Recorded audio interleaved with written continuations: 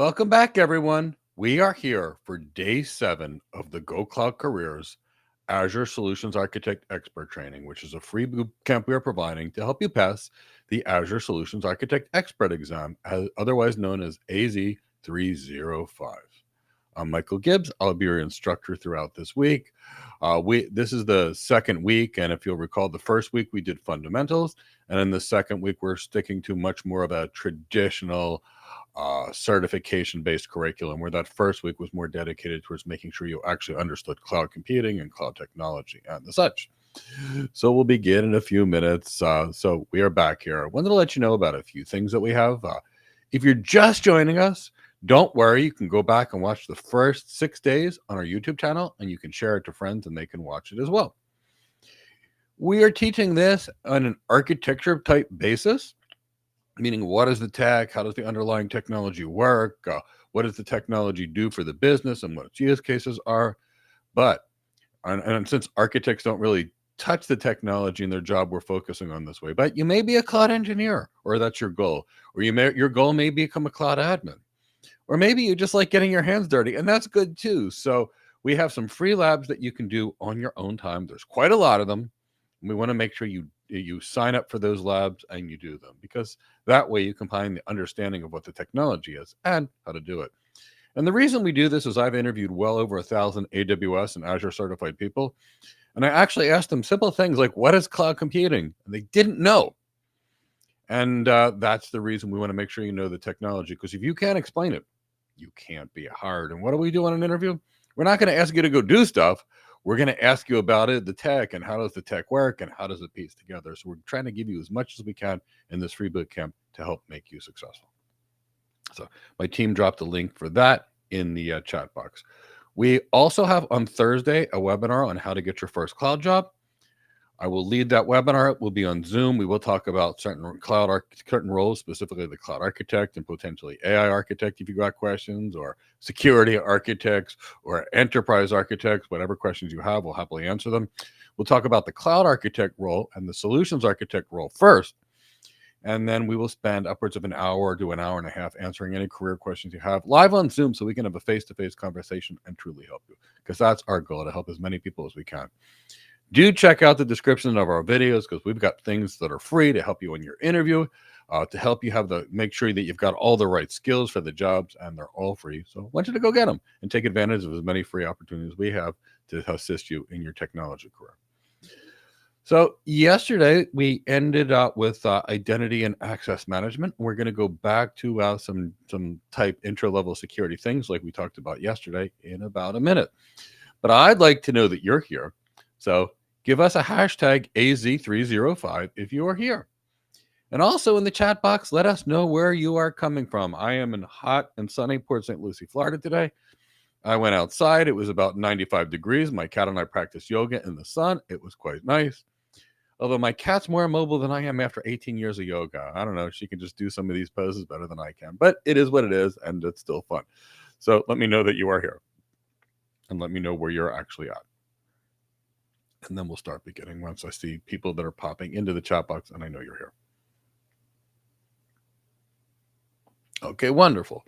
So we're going to begin today talking about zero trust.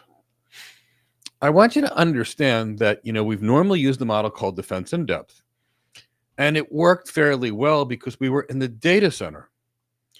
And when you're in the data center, you have tremendous more security options than you have in the cloud. I can have two systems in the same VLAN and the same subnet, and we can make them not talk to each other, and we don't need ACLs for it. We can do things like private VLANs. We have much more control over our routing. We've got quality of service policies and rate limiting policies, and there's so much more security we have in the data center than we actually have in the cloud. And when we get to the cloud, we lose a lot of this micro segmentation options that we actually have, unless we break our system into, say, 1,000 VPCs and VNets and route between them. Of course, if we do that, then we're going to pay for inter VPC or inter VNet routing, which means in order to have some degree of security, it's really, really going to increase your costs in the cloud. So, that's why we needed a new model. Plus, the threats have changed. People are working from home as opposed to working from offices. and it's more of a global environment. So for these kinds of reasons, we needed a new model, and that model is zero trust. And when we teach security, we get pretty deep into zero trust, but we have to give you what's needed to pass the exam. And I can't spend the next week discussing zero trust, or in the next 3 or 4 weeks with you zero trust scenarios in a 2-week boot camp. So we're going to introduce it. So as an overview, zero trust is a security model. It is a framework, not prescriptive at all. It's just a theory. It's a framework of things that you might do. And it assumes the worst case scenario, meaning it assumes you're already being hacked. And I kind of hope that actually makes sense. So it assumes you're being hacked. It assumes that there's been a breach of your security. And because of that, you're going to do anything you can to actually minimize the continuity between people. So it used to be that we had the very hard shell to the outside world. And then inside, we just use identity and access management, logging on to determine what systems you have. Zero trust is a little bit different. It's about microsegmentation, which again, you can't do much microsegmentation in the cloud, but it's about microsegmentation, and it's about not trusting anything and assuming everything and everyone is either compromised or untrustworthy. So with the complexity of, dealing with 3 clouds and the lack of security features we have in the data center, that's why we're using this. So it's the modern environment that adds a lot of complexity. We have a mobile workforce for the most part, although that's changing back to more of a traditional mobile workforce, and there's lots of reasons for that, both good and bad. And we need something that provides some comprehensive prevention that's going to provide some safeguards to devices, applications, data. So let's talk about some guiding principles of zero trust. And yes, this is the kind of stuff you'll see on the exam versus deep knowledge of zero trust. We always have to verify. So anytime you want to access something new, there's some form of authentication and authorization that goes along.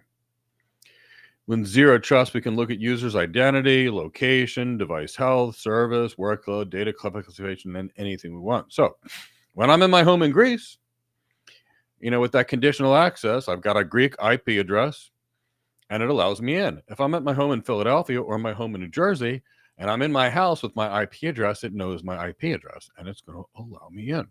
Same thing with my home in Florida.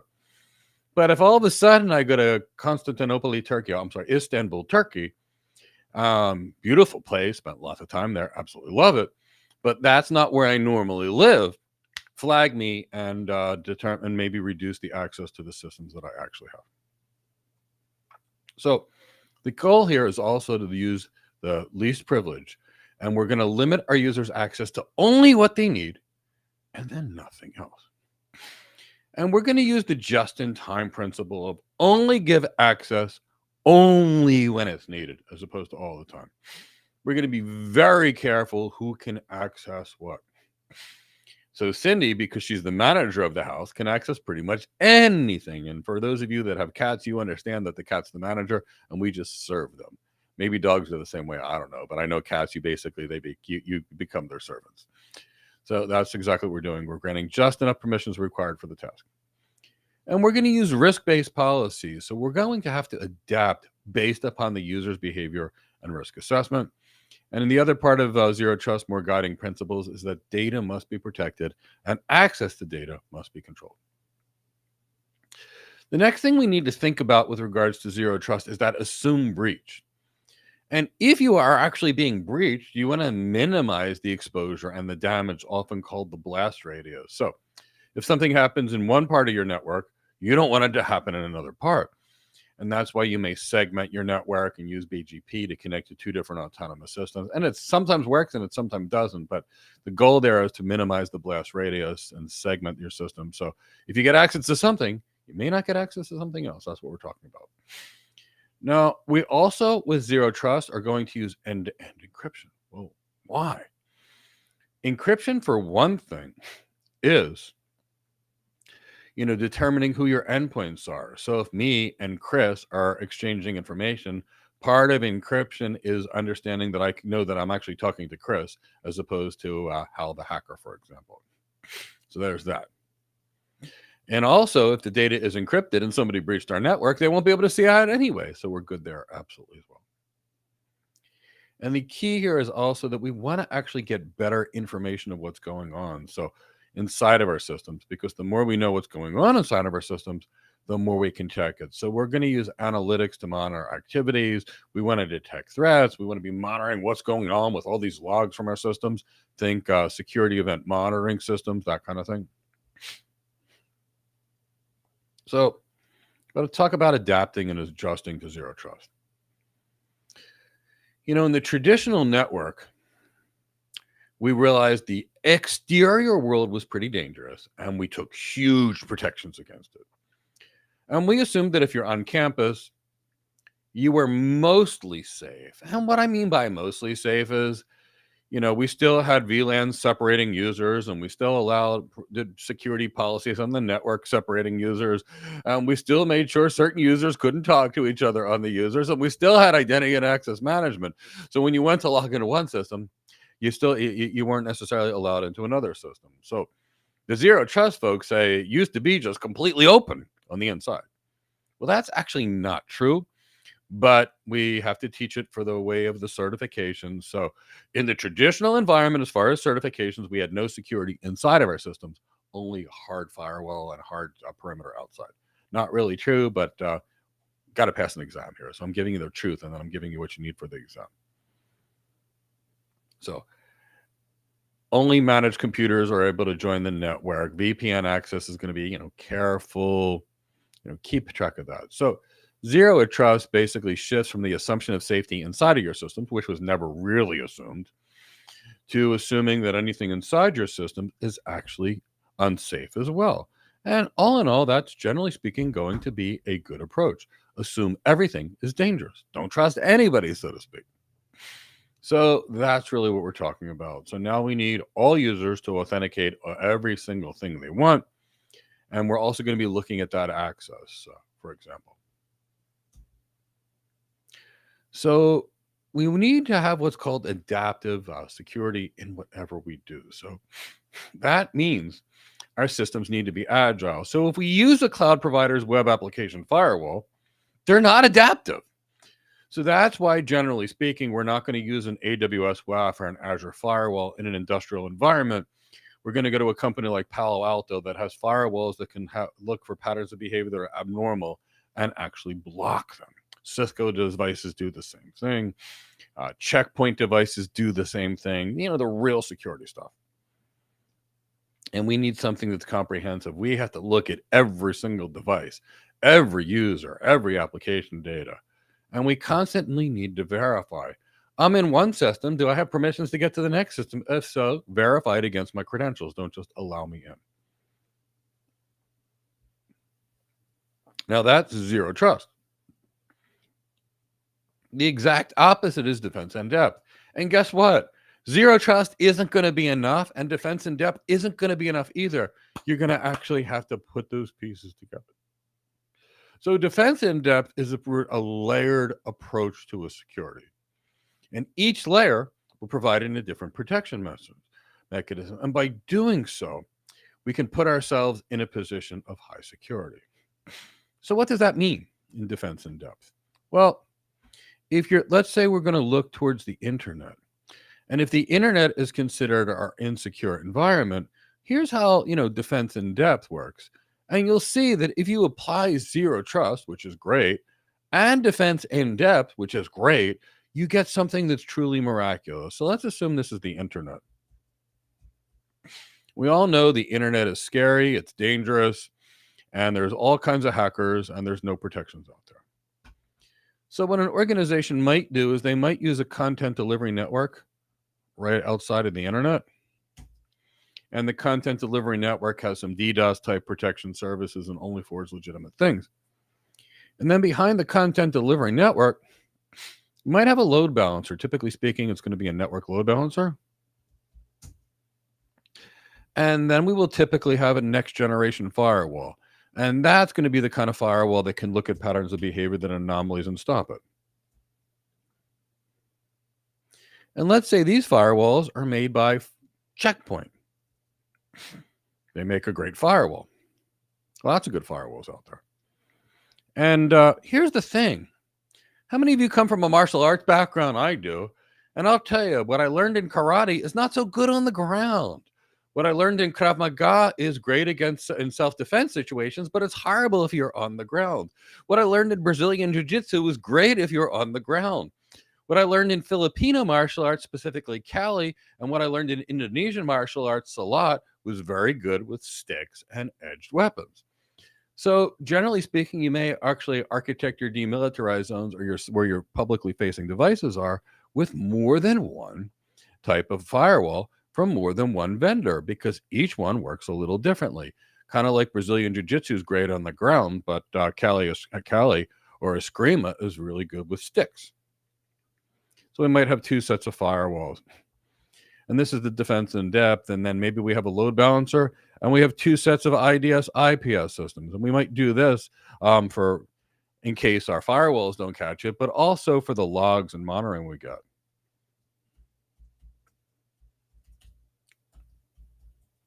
And this is a very common architectural demilitarized zone for a high security environment, for like a web server, or for maybe a bank. And then behind this thing, we're going to have a network security group. And then we're going to have our load balancer. Starting to sense this? See how many layers we're going here? And we're going to have our load balancer over here. And of course, the external side of the load balancer is going to be where your web servers are. Sorry, I'll call this a network security group. And behind the load balancer, we're going to have our virtual machines that are our web servers. And of course, these virtual machines aren't secure. So we're going to have to lock these virtual machines down with some host-based firewalls, even though we have a network security group, some anti-malware software on this, some, maybe a host-based IDS, IPS system, and those types of things. And, right now we've got a whole lot of security, far more than, anything that would be taught in like an AWS Advanced Security or any of these cloud provider security certifications. This is real security. And then, of course, we're still going to have our identity and access management. So MSAD, Active Directory, whatever you want to call it, and ID. And then we're probably going to take all the logs from these systems and we're going to drop them off in a SIEM system. And many of the SIEM systems will use AI to actually mine through the logs and kind of show you something. And this is just to get to our web server. And then we'd have a lot more security. So that's defense in depth. Why?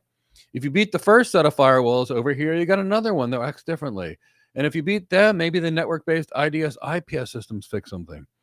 And, if you manage to get that, hopefully the network security group protects you from getting into the load balancer. And we're going to do the same thing for the virtual machine. That is defense in depth.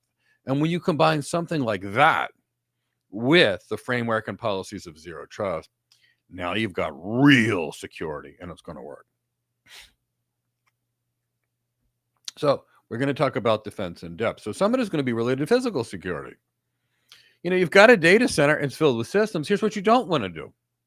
Open the door. So, you're going to need good security in a data center. Do you need security guards? Do you need armed guards? Do you need military snipers on the roof? Well, depending upon what's being housed in that data center could actually make that determination. But we're going to need, we may need fences, we may need dogs, we may need turnstiles. And really, when you're creating security, you need to think about this. And even if you're using the cloud and all your stuff's hosted on the cloud, you're going to have something connecting you to the cloud, typically speaking, a router. And if you can just plug into that router or switch, guess what? You're on the system. So again, we need lots of security. So next part of defense in depth is identity and access management. So that means determining who you are, what you're allowed to do, and keeping track of it. We'd spent lots of time on Microsoft Active Directory. Now, also, we need to have some form of a perimeter. What I just showed you was something called the demilitarized zone when I gave you some internet security for a website. Meaning all that stuff is going to be outside your main VNet where your systems are. So that's going to give you an additional layer of security. When we teach cloud architects in our career development program, obviously we're teaching where to put their DMZs, what to do inside, what to do outside, but that's way above the scope of any certification. That's actually architect work and architect training. And on the network side, we're going to use access control hooks, network security groups. If we've got a hybrid cloud inside of our clouds, we can limit what traffic goes through. For example, we can make video traffic go first and voice first, and then critical business traffic, and then make sure that any additional traffic doesn't go through unless we need it. So keep that in the back of your mind, because when you get a worm, you want to deprioritize that worm-based traffic. So we want to, on the network security, deny everything by default, only allow inbound what needs to occur, and make sure we've got secure connectivity connecting to the cloud. On our virtual machines, we need endpoint protection, like anti-malware kind of protection. Stores sensitive information secretly and makes security fundamental and part of anything. And then lastly, data. We have to secure the data. We need to make sure that the data is confidential, that the data has not been changed. So many years ago, when I used to practice internal medicine, I might have a patient that was having active chest pain due to a heart attack, and I may have given an order to prescribe 4 milligrams of IV morphine to help that patient deal with the pain. Now, if somebody changed that 4 milligrams to 400 milligrams, someone could die. So when it comes to the integrity of our data, it is mission critical that it's unchanged. And the last is the availability. If I need access to a system and I can't get access to the system, well, that's going to be a problem. So Azure gives you some tools that you can use in each layer of the defense in depth model. But please make sure you use the bigger, more industrial tools, or that's not going to be part of your exam. And in your data center, use physical barriers, use turnstiles, use dogs, use security. Make sure you've got the right fire suppression and all those other things that go with regards to physical security. So Azure does provide some tools and some features that you can think about. It provides single sign-on, multi-factor authentication, access to audits and logging, which is what they do, and they do really well. As far as perimeter security, you've got a much weaker perimeter in the cloud, but it is what it is, and for the most part, it tends to work, and that's why we need zero trust. But in our perimeter, that's why we want to use next generation firewalls, not cloud provider firewalls, because we want something to detect attacks that they've never seen before based upon anomaly type patterns for real security. And keep track of that. Network security, well, we've got very minimal network security in the cloud. We can block unnecessary connections. We can restrict internet access. We can secure our on-premise, but we lack the kind of network security that we had in the traditional data center 20-some years ago. For our virtual machines, we'll secure their access. We'll provide endpoint protection like anti-malware type things. We'll regularly patch our systems. And when you're dealing with security, we need to make sure that the development is there. So we need things like secure coding practices and things like input validation to make sure people can't put in the wrong systems into their applications. We need to securely store our application secrets. Security should be integrated into the design. There should be security code reviews and a whole lot of processes long before applications are just deployed, because the bad application not only could be hacked, it could take the system down. And we also have to control the data. So where is the data going to be stored? Does it have to be stored in our country? Does it not have to be stored? And what do we need to do about that? We have to comply with legal regulations, protect our data in our databases, virtual machines, SaaS applications. So those are the main kinds of things that we're talking about with regards to zero trust. And then defense in depth. I'm going to briefly talk about Microsoft Defender for the cloud. And what is it? Well, the point of this is it's a monitoring tool to kind of see what's going on with your security posture. It provides coverage on your cloud, your on-premise, your hybrid environments, your multi-cloud.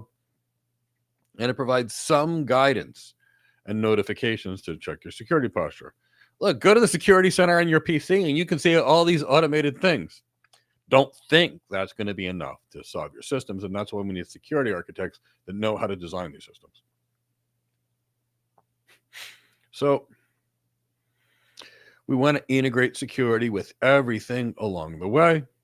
We want to make sure we're monitoring and protecting our Azure services, and we get some help from that with Microsoft Defender from the cloud.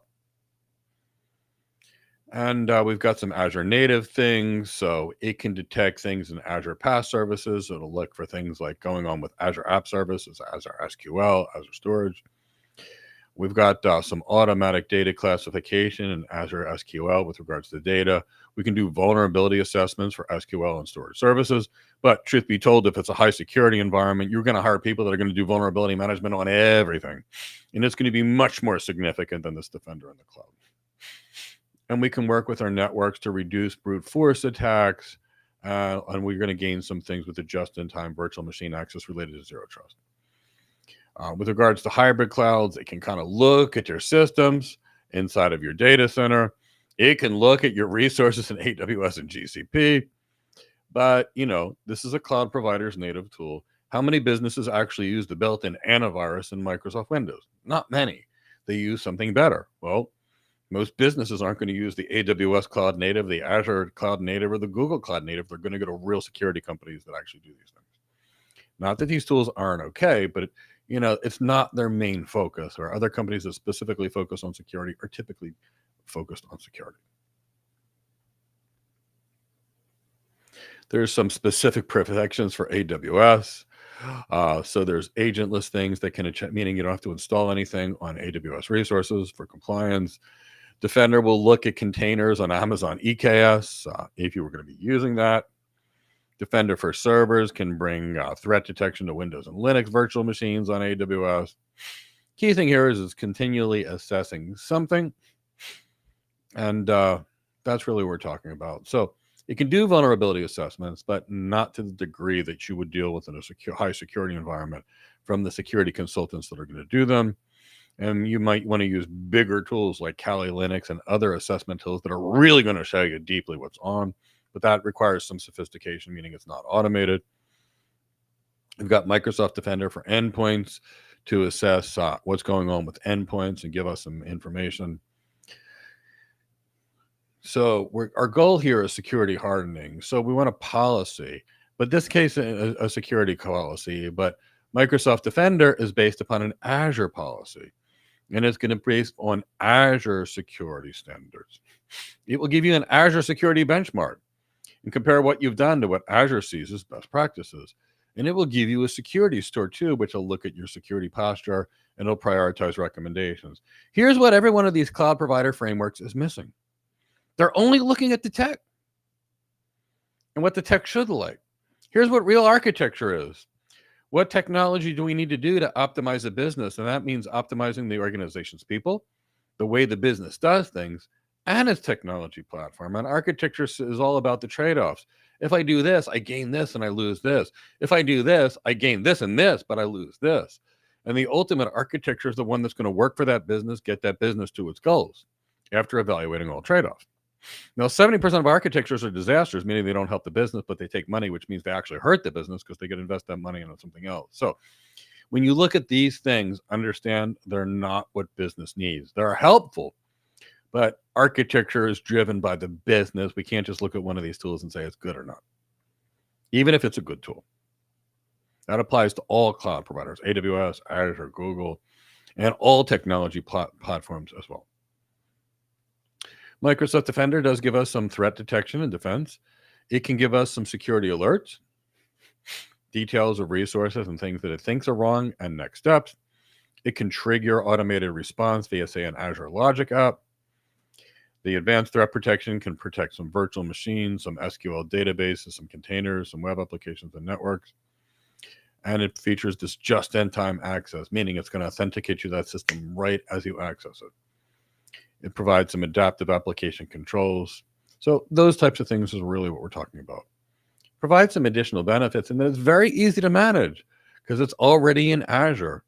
And it typically integrates with other tools like Azure Migrate, Azure Arc, and various industrial offerings. And it tends to be flexible because you can either put an agent on each system and it'll send information, or you can go agentless. And regarding deployment, for the most part, a lot of it's automatically deployed. So you're going to get log analytics on an agent for your virtual machine, Azure Arc for non-Azure environments. It'll give you security recommendations, continuous monitoring things, flags. So there are some benefits to it. And the benefits of the system tend to be it's reliable, it's already built in. that adds some additional security. It tends to scale well because it's on Azure, and most things on cloud tend to scale. That's where the cloud shines, is scalability.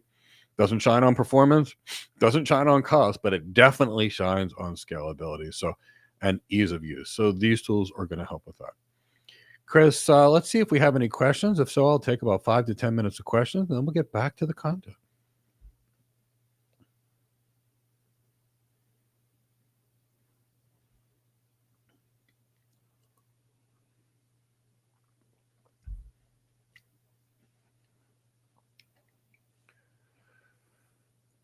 So feel free to ask one. In the meantime, I can answer Foolish the Crow's Cloud Security Specialist quick question. Would you say a cloud security specialist is a security specialist that knows cloud, or a cloud specialist that knows some security? So first, the word specialist is an absolutely meaningless term. So generally speaking, in half of the businesses, a cloud security specialist or a product security specialist is a sales rep that doesn't know much about the technology, but they know how to sell it. It could also be an engineer. It could also be anything. So the word specialist is absolutely meaningless outside of medicine, where a specialist in medicine means that instead of just going to 4 years of medical school, you actually did a residency and something different and a board certification and something different. So that's where a specialist comes from. In the cloud, it's absolutely meaningless. If you know security, you know cloud security. And the reason is the cloud is just somebody else's network and data center that's been virtualized. So for the most part, the best way to learn security is to learn security.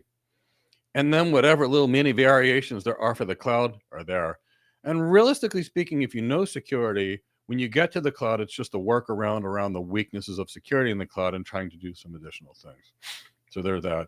And, I've taught cloud security architecture to people, and then they end up getting security architect jobs, which are bigger than the cloud security architect job. So master security, I mean, truly master security, and you can have any type of cloud job that you want in security. The question is what you actually learn. If you master security design and designing security and a means that's going to protect a business, then it's security architecture. If you focus on how to configure this stuff, it's security engineering. But that's the key. The word specialist is a completely meaningless term that's thrown around, kind of like consultant. It could be anything. Any other questions?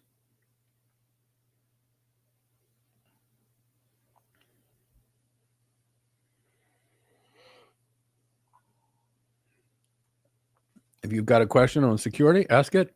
In the meantime, I'll let you know that if you're looking to get hands-on, we've got some free labs that you can absolutely do. And we would be more honored for you to sign up and go do them on your own time. We've got a How to Get Your First Cloud Job webinar on Thursday. It's going to be live on Zoom. We actually do one almost every Thursday. So even if you're watching this at another time, come back, sign up. We love teaching people what hiring managers care about. We love teaching people about how to get that first job or how to get promoted or any of that. So come join us. It is completely free. And Chris from my team will pop the link for that in the chat box. Well, if there are no more questions, I'm going to start about, and actually while we're at it, we also have a guide on certifications. I see a lot of people that boost their portfolio with certifications by making it look good. And I've actually seen some people destroy their resume with certifications.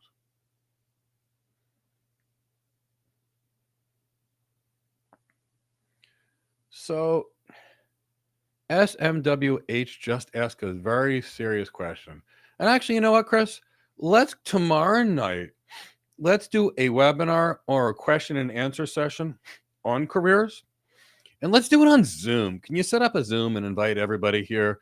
And that way they can ask really good questions. Because that question that MWH just asked is a very good question.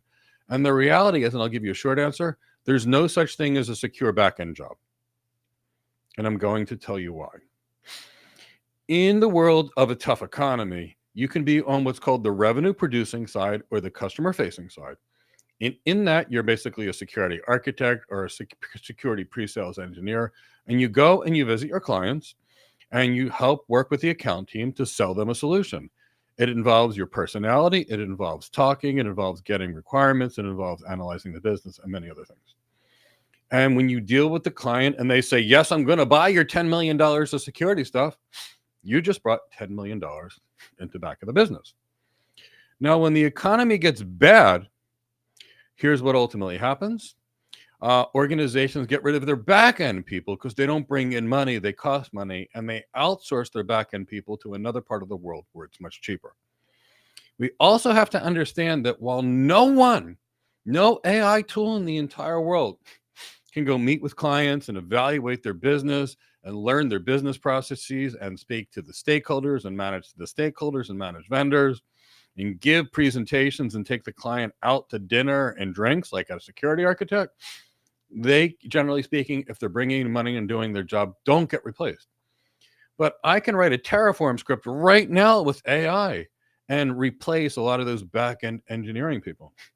I can write a script with AI that's going to give me a template to configure my firewalls and my IDS IPS systems. So anything that can be done by a machine or anything that costs the company money that doesn't bring in money is subject to being laid off. And actually, if on our website, you'll see some good articles that I collaborated with, say, Forbes magazine and CIO magazine and HR.com. And I was in every tech publication you can imagine. And we talked about 2 years ago, getting out of those back-end jobs because they're not going to be stable and there's going to be a tremendous amount of layoffs, and instead focusing on the revenue-generating position. And when you look even at companies like IBM, they got rid of their back-end people, and they said, we're using AI to replace our back-end people, but we are not going to get rid of our customer-facing people because it's there. So understand, if you're back-end, not only will you earn 1/3 for the most part of what you can front-end, but you're never going to be completely secure, because the only way you'll be secure is if the company's making a ton of money. So NVIDIA, for example, NVIDIA earns as much with 26,000 people as Amazon does with its 1.5 million people. They don't care about laying off people right now because they've got plenty of money. But that's kind of the thing going on. So I hope that helps. But join us tomorrow night. We can talk about different jobs and which ones are more secure. For example, security engineering might be more secure than programming. That's going to be the least secure. But I hope that helps. So tomorrow night at 5:30 Eastern time, we are going to schedule a Zoom session, and we'll go for about an hour and a half, about 90 minutes. And I'll see if Mark Milovanovich from our team can also join me. He's our chief technology officer, and we'll go through the various jobs, the various careers, and we'll be as honest as possible. I don't sugarcoat things. I really want you to know how to plan your life, because I want you to have a great life. So, okay, we'll answer that question. Since there's no other questions right now, let's get back to the concept. And please do sign up. Chris will pop in a sign-up sheet or something like that. I don't know how he does it, but he'll make this happen, and we'll get to see you on Zoom. And that way we can face-to-face. I can give you a mini interview, mini assessment if you want. I just want to help you. So now we're going to talk about the Microsoft Cloud Adoption Framework. And what is it? Well,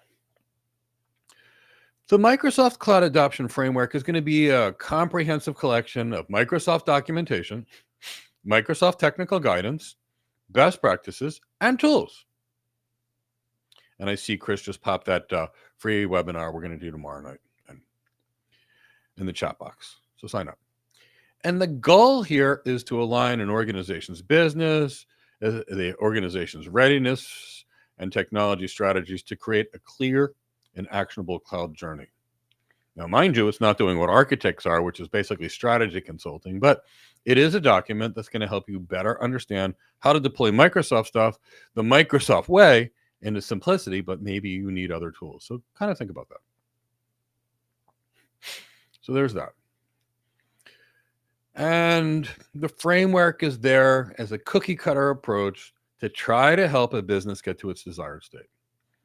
Now, when you deal with the cloud adoption framework or anybody's well-architected framework, they're going to tell you all about the benefits of the cloud, one of which is the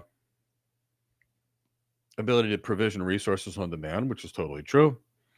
And this type of a tool like the cloud adoption framework and the cloud tend to be very flexible in design choices, which is very true. And the cloud adoption framework will guide the decisions from the people that are trying to sell you the stuff on going to cloud adoption. So understand that's what it is. You basically got the fox guarding the hens and the inside of the chicken, as opposed to, say, a shepherd guarding the sheep. So you have to take some of these frameworks and say good, because there's a lot of good information there, but you also have to evaluate the business.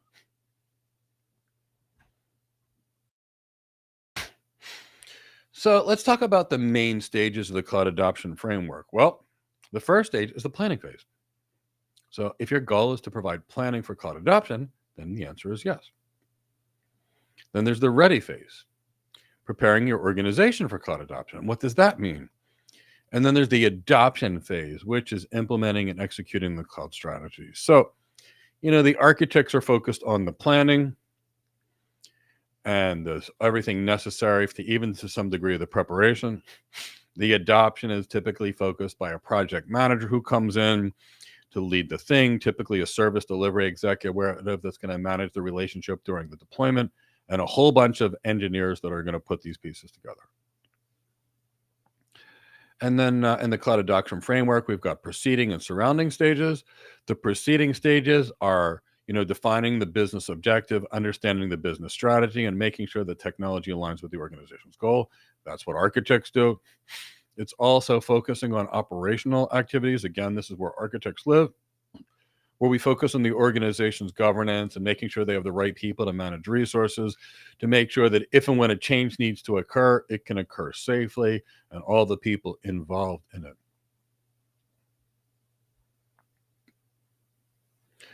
So we also have to think about cloud operations, because we're going to need some people that are going to have to govern the operations.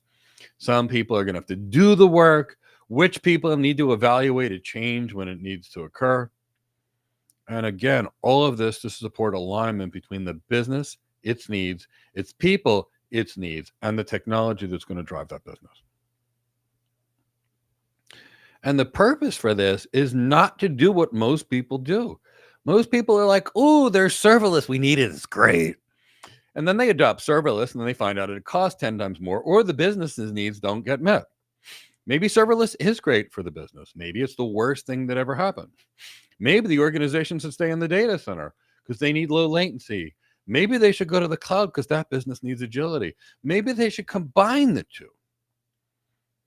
Maybe stay where they're at right now. Maybe they need a mainframe and not the cloud, or not traditional things. So believe it or not, mainframe spending is going up.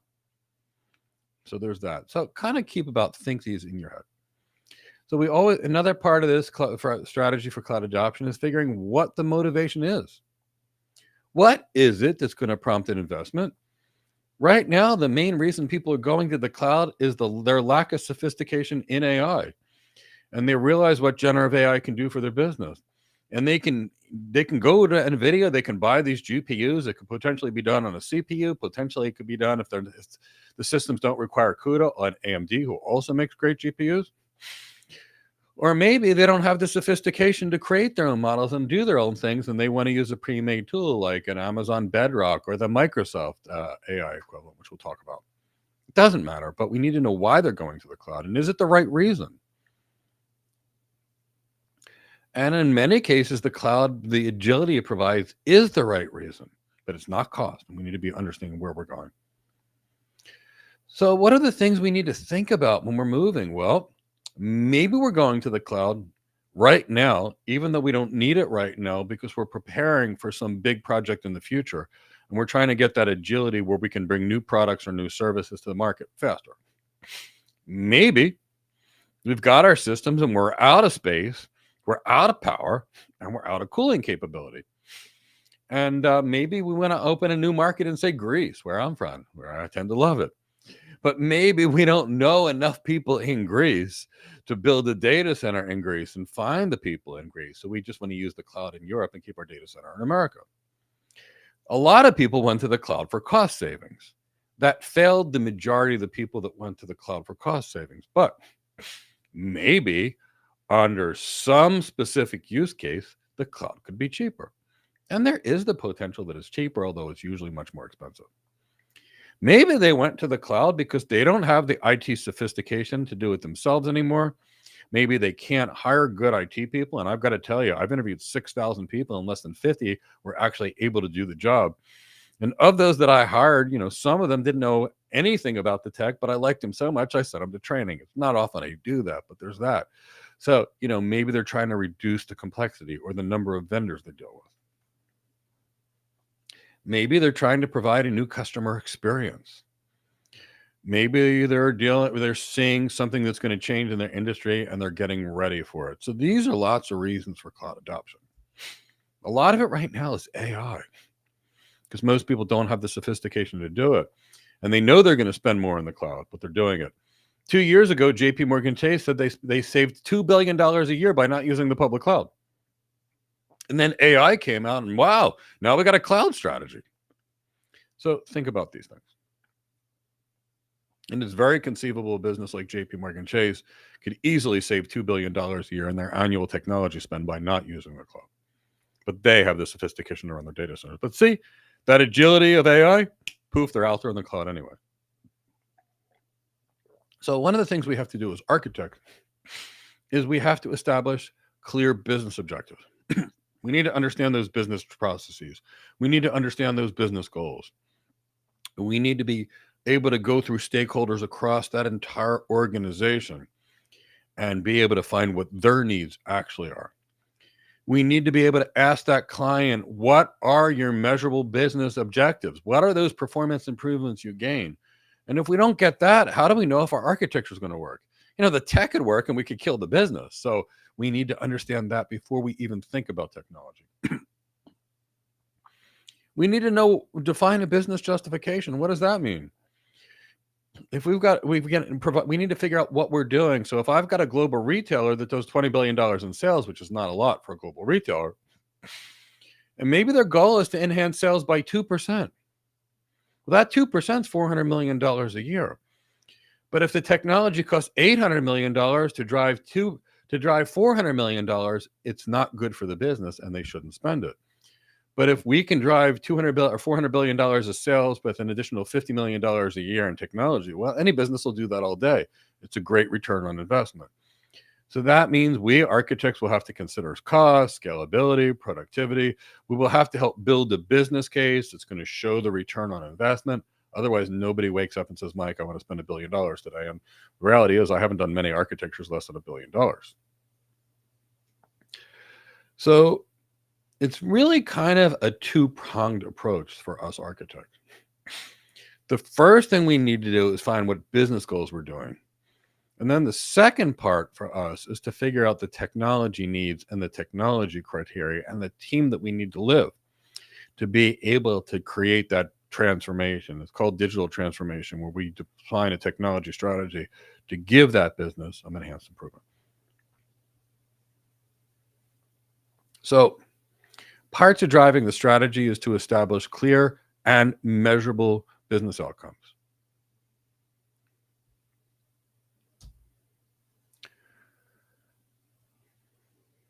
So let's talk about what goes into determining business outcomes. Well, we're going to have to typically deal with the C-suite, at minimum CIO, but hopefully CEO, CFO, COO, like Chief Operating Officer, Chief Financial Officer, Chief Information Officer, and hopefully the Chief Executive Officer as well.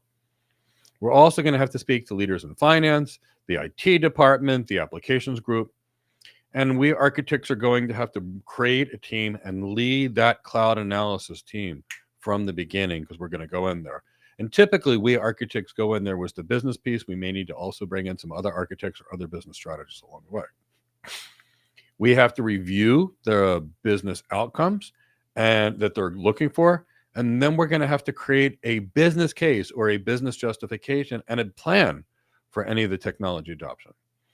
We will have to facilitate what I like to call the cloud rationalization process. What does that mean? Well, first, we're figuring out what we're doing. Then we're figuring about why we're going to do it. And then we're going to prioritize what we do first.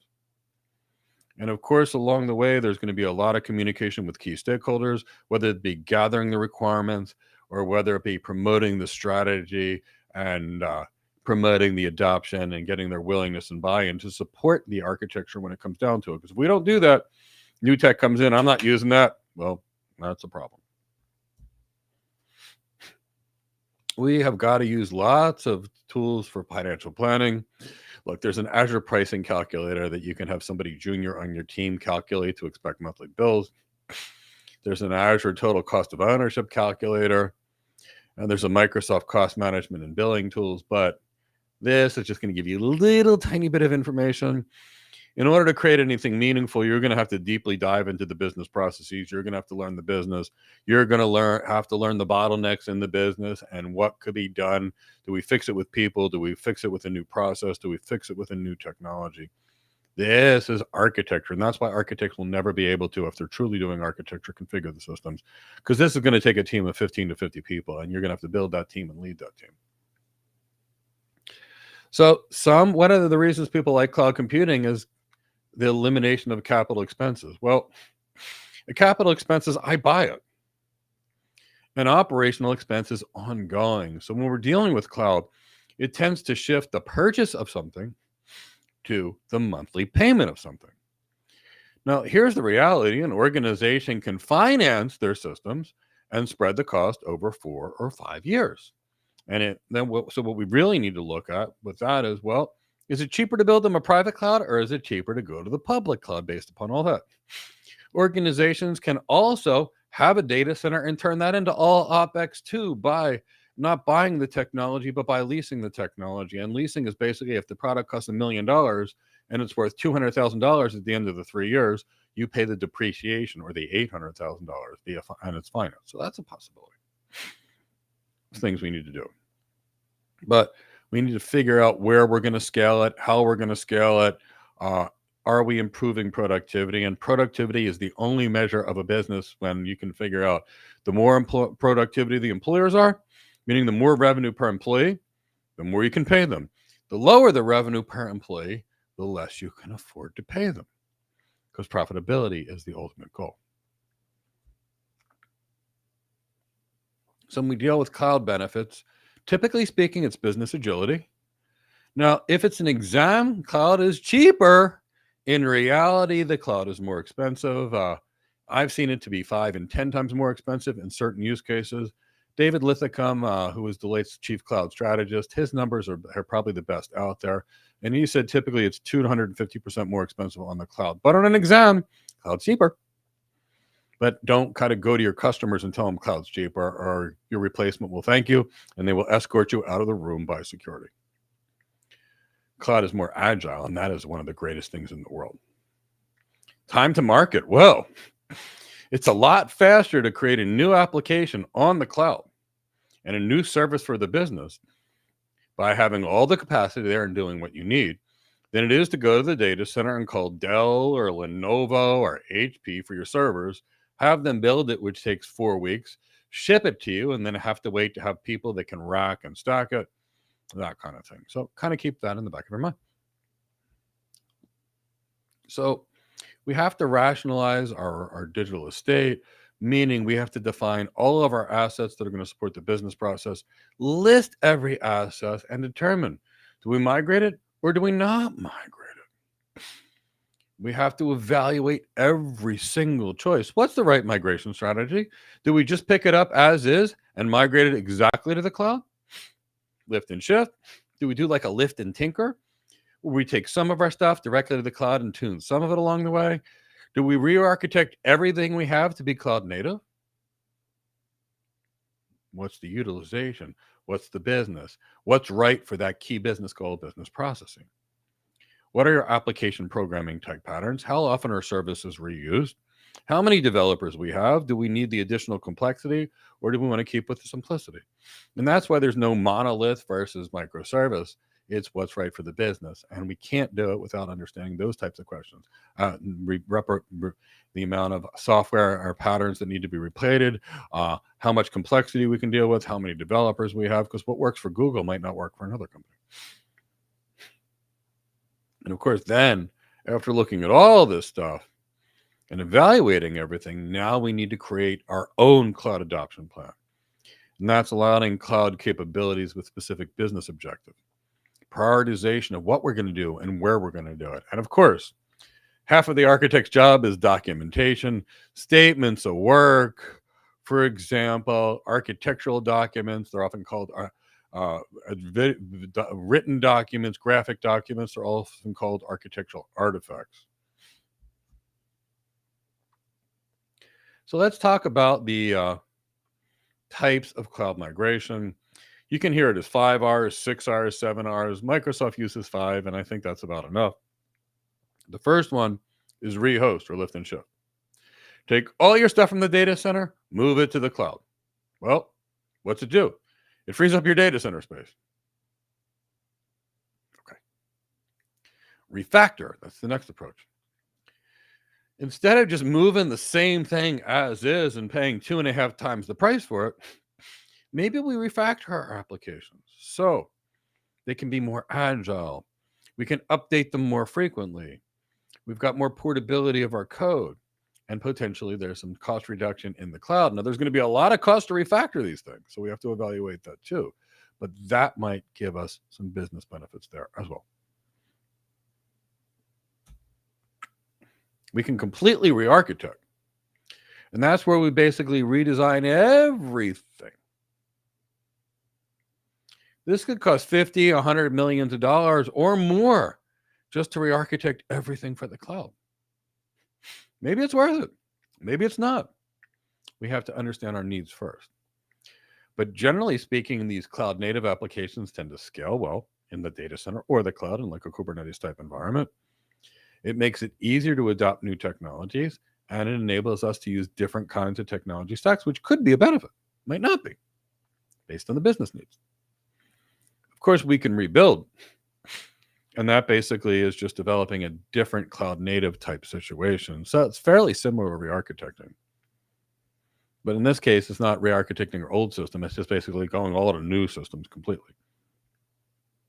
And of course, we could replace our systems. Well, we could have a current application right now and replaced it with a hosted solution. So, for example, I have Microsoft Office sitting on my PC.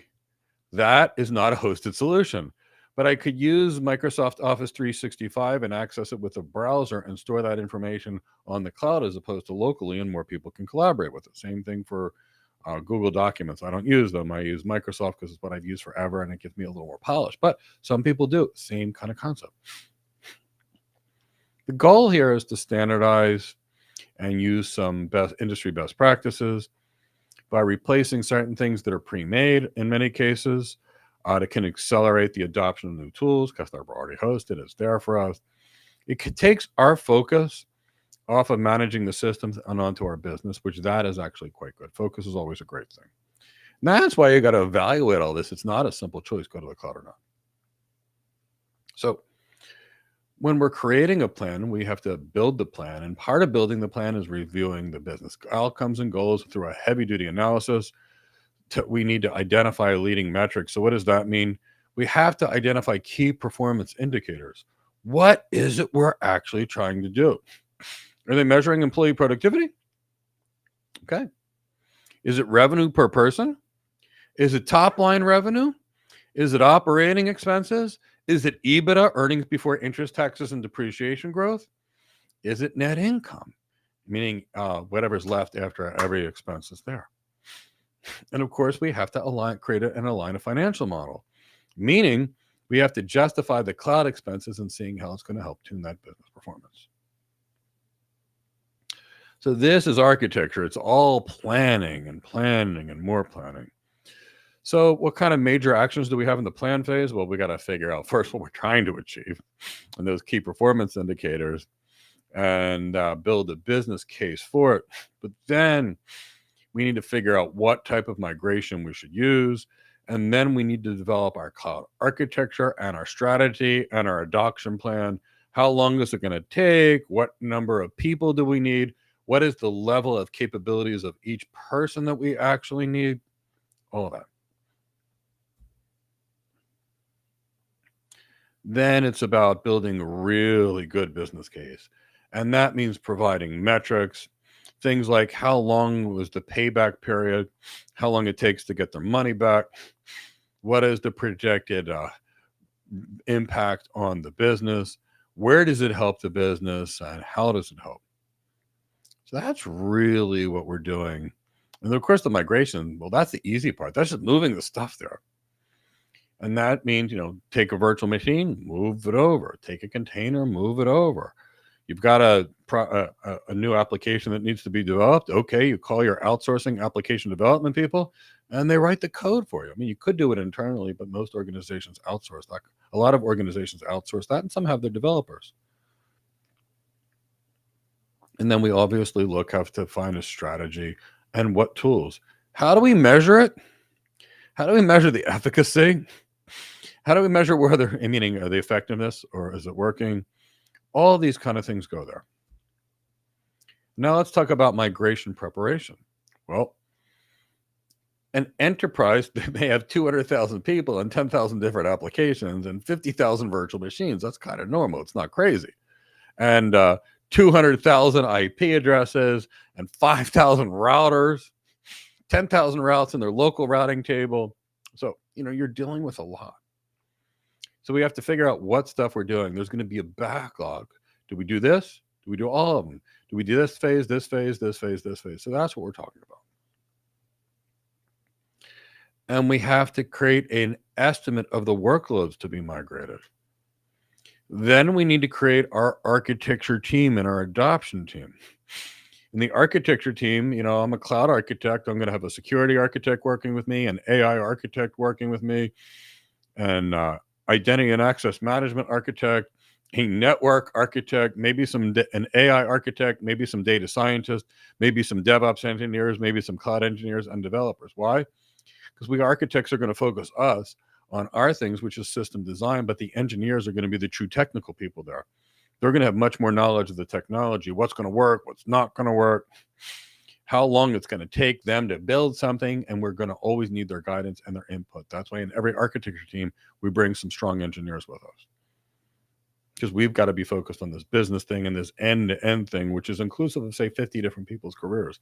And when you need to be dealing with 50 different people's careers, you can't be good at anybody's career unless you're a vampire and you can live for 5,000 years. Because if it takes you 10 years to actually understand networking and 10 years to understand security, to be truly competent, and 10 years to truly understand AI, that's 30 years, and 10 years to do something, that's 40 years. Your career is already over.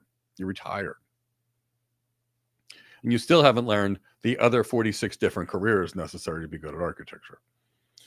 So we've got to create an estimate of the workloads. We've got to define who's going to do what. We have to define the timeline. Okay, this migration is going to take 12 months. We're going to need this many DevOps engineers, this many cloud engineers, this many developers, this many network engineers, this many security engineers. We've got to plan it all. And also, what happens during changes? We have to create a change management strategy. So when somebody wants to update the code in one system, they just don't update it. They have to push that, and the networking people have to say it's okay. The security people have to say it's okay. The business people have to say, well, it's not at a time we're taking our systems down for 3 minutes is going to make a big deal, and it's going to be a big process to change.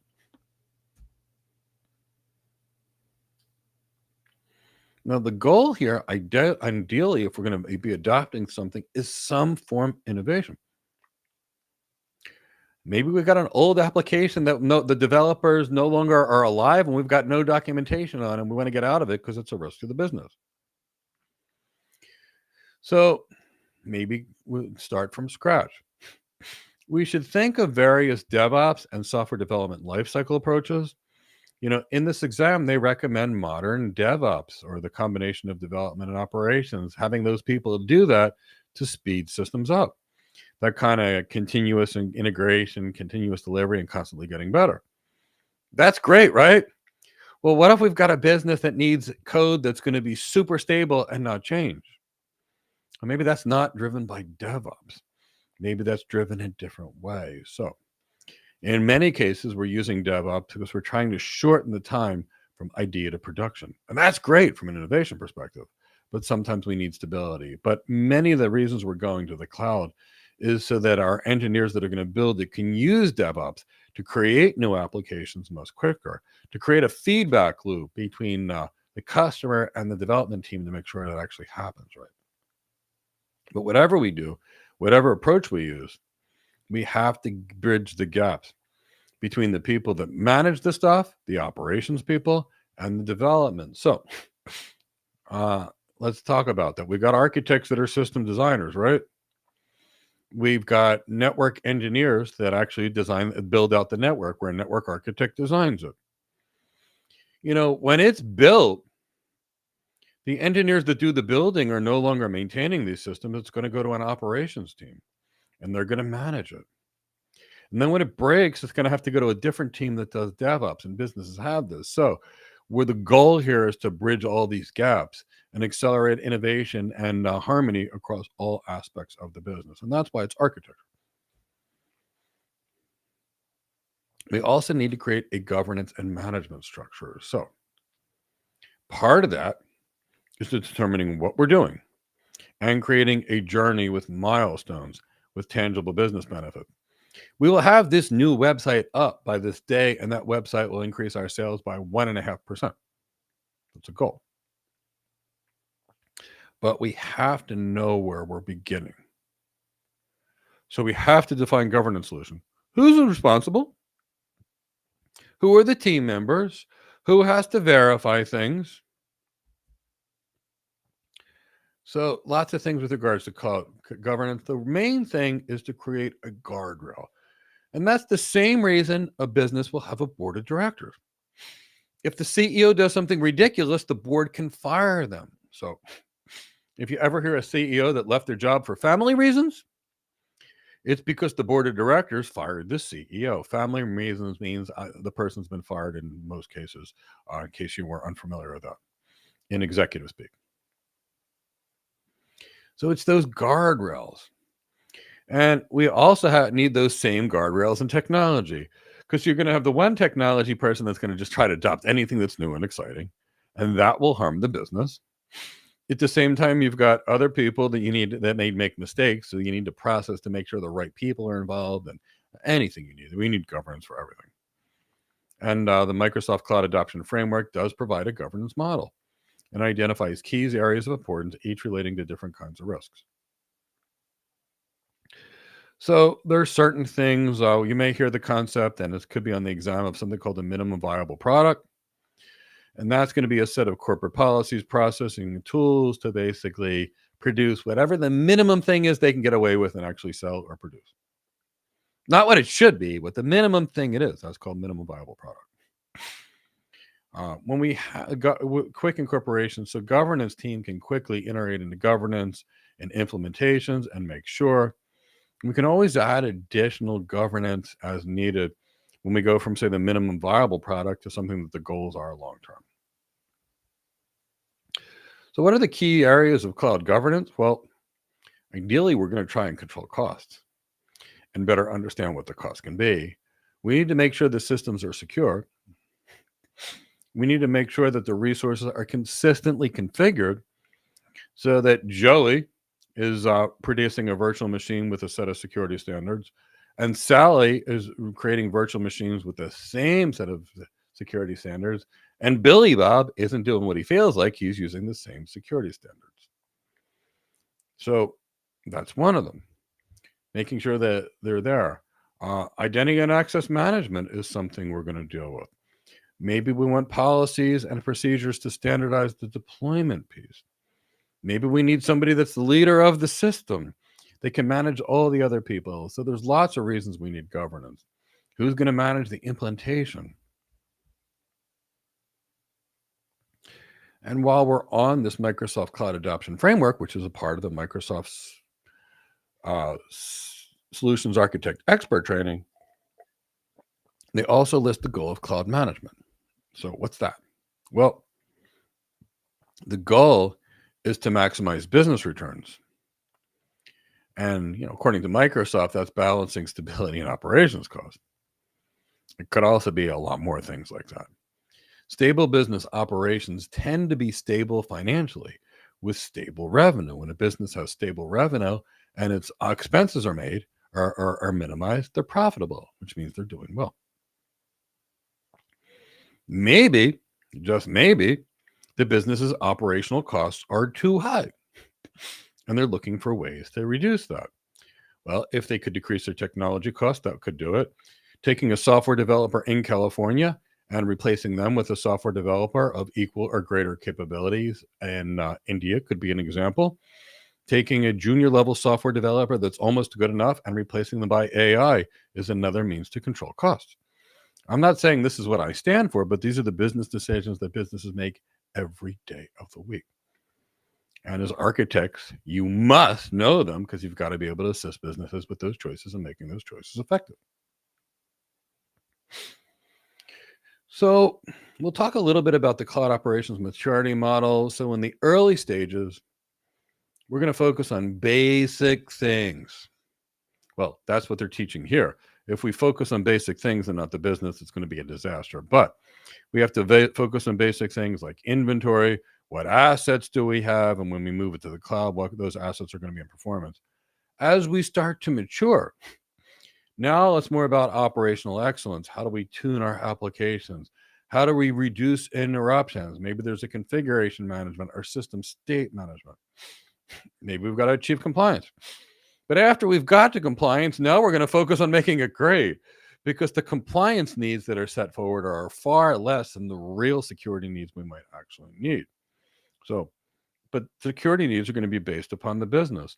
Maybe security compliances are more than the business needs. Or now we're dealing with a bank where the security recommendations are nothing compared to what that business needs. So it's all about planning.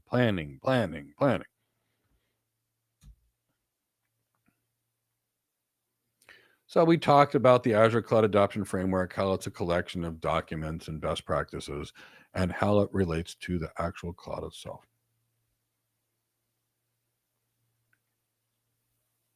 Bear with me a second.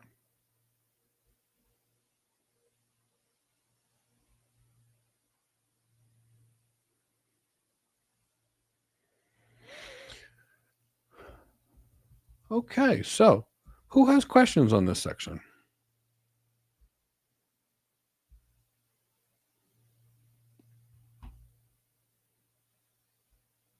See if there's any questions. I'll give you a minute to take questions.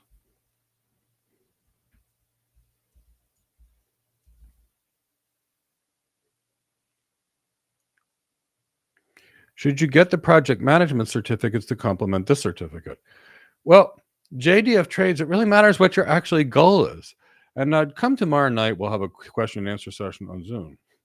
If my goal is to be a project manager, I'm going to get a project manager certification. If my goal is to be an architect, I'm not going to get a project manager. And JDF Trades, we have to think about this.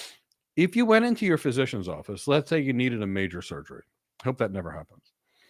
And on the physician's wall, you saw certified babysitter, certified project manager, certified airplane pilot, certified flight attendant, and certified landscape architect. And you need surgery. Is that going to impress you? The answer is no.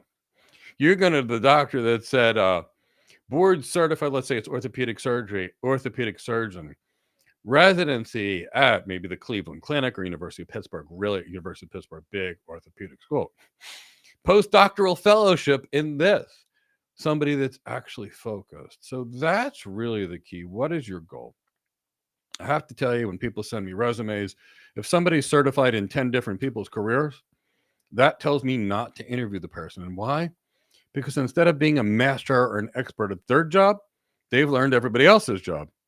And why don't I interview them anymore? Because in my past, with the 6,000 interviews I've done, whenever I see somebody with like 10 different certifications and 10 different careers, they never had the skills necessary to do any job. So there's that. I kind of hope that makes sense.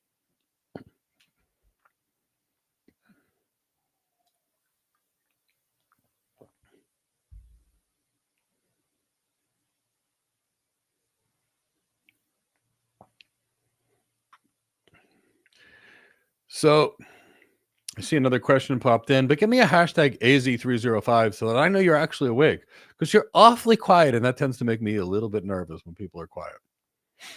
I'm an architect. I've been in sales like most architects, so we're always looking to make sure people are there.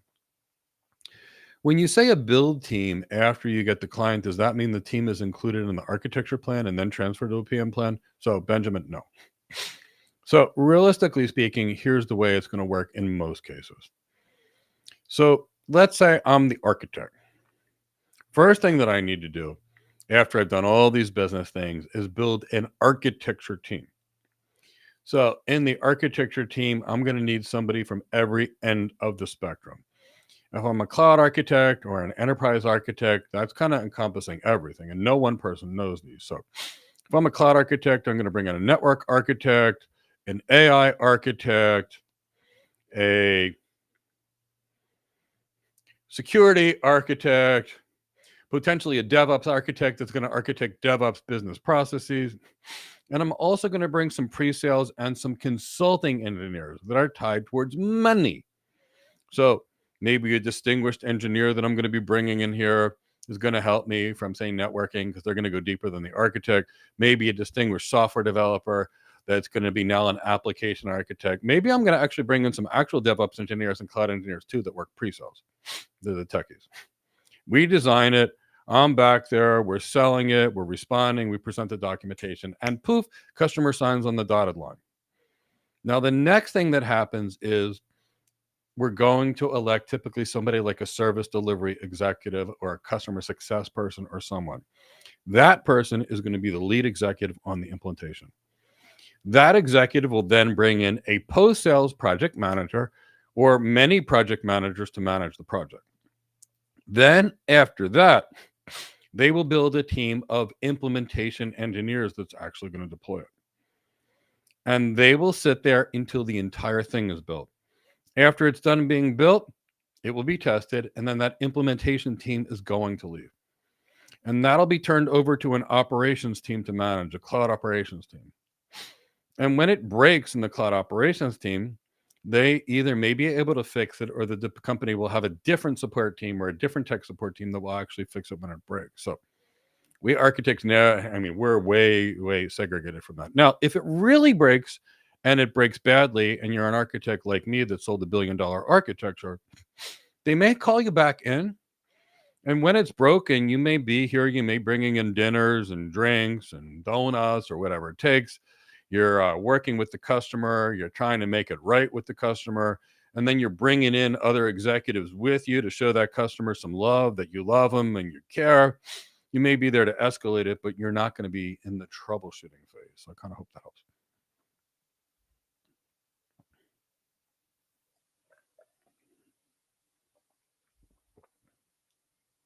Chris, we go to the next one. Loving these AZ305s.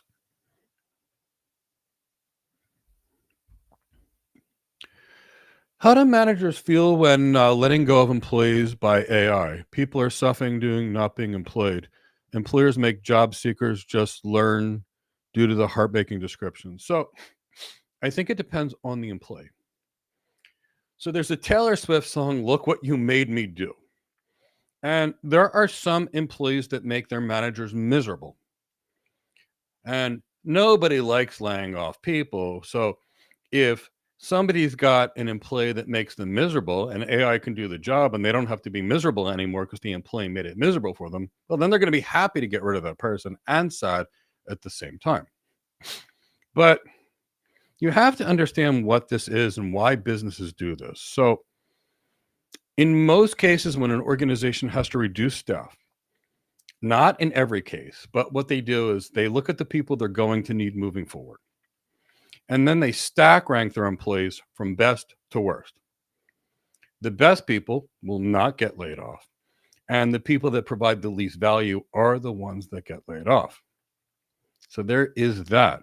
Now, granted, if you work in the hotel industry when there was COVID, everybody's getting laid off, good or bad, because nobody's traveling. And when you deal with a environment where revenue's tight, sure, they're going to keep hiring architects, and sure, they're going to keep hiring salespeople, but those back-end engineers are going to be reduced. But they're not going to get rid of the back-end great engineers. They're going to get rid of the worst that they actually have first, and then the next worst, and then the next worst. So nothing's the easiest thing. All these things are challenging. I've ultimately had to lay people off in my career and fire people. It was the most depressing things I've had. Now, I had somebody that made my life miserable and every day said, "I'm not coming into work. I'm not coming to work. I don't care what you have." That person was easy to let go in a layoff. And I've had other people that I worked with for years that I tried and I sent them to training because they couldn't do their job. I asked them to do their job and they didn't. And I was like, well, what do I got to do? I'm begging you to do your job. Please do your job. And when they couldn't, I got them some coaches and helps to try to get them to do their job. And they never did it. And it broke my heart to let those people go. But you can't let your good people go. So I kind of hope that helps. It's never easy to let go of someone. And I'll tell you, for the most part, every time I had to do it, I felt sick for a month before and a month afterwards because I love people.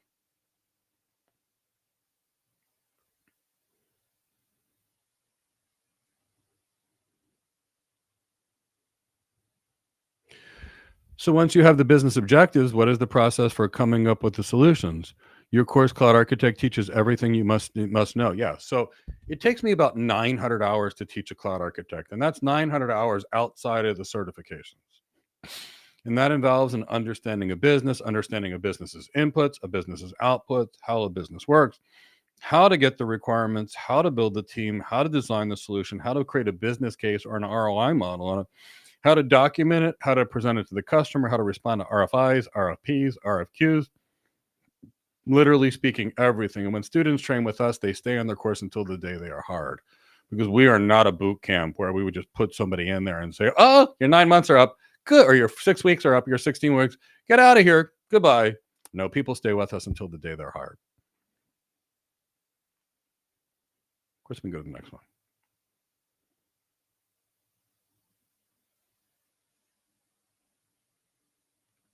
And tomorrow night, we're going to get very deep into career questions. So join us there. I'll take one more, or maybe two. So the cloud architect comes up with a plan. Exactly. We are planners.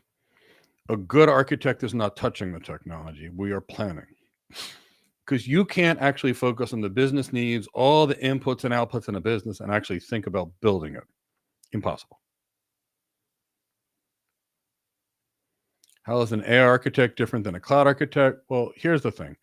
The cloud architect is a generic role, meaning cloud is everything. It's network, it's data center, it's security, it's application. So it's a generalist role. A network architect focuses just on the network. A security architect focuses just on security.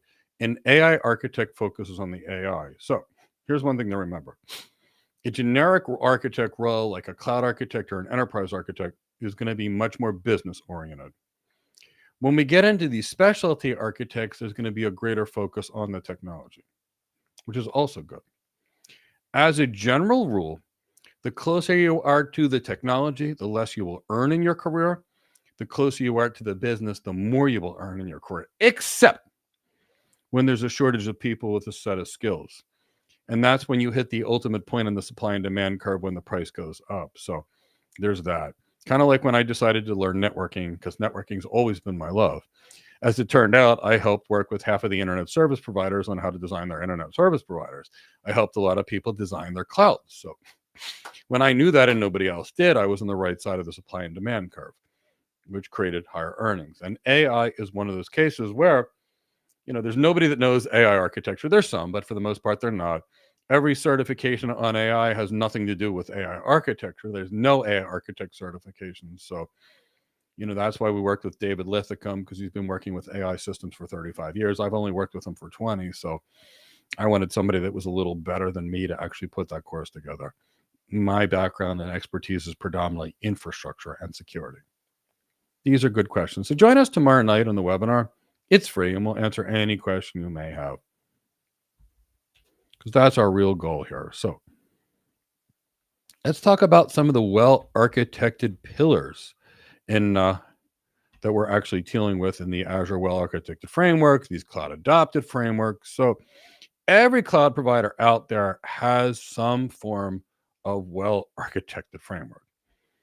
And what these well-architected frameworks, generally speaking, are, here's how you deploy our technology. Well, is that good? If you don't know anything about technology, it's great. But see, the real goal is designing an agile system that's unique to the business. And that takes, a lot of knowledge in business. And these well-architected frameworks are predominantly how to do the tech. And then we wonder why 70% of all technology projects fail.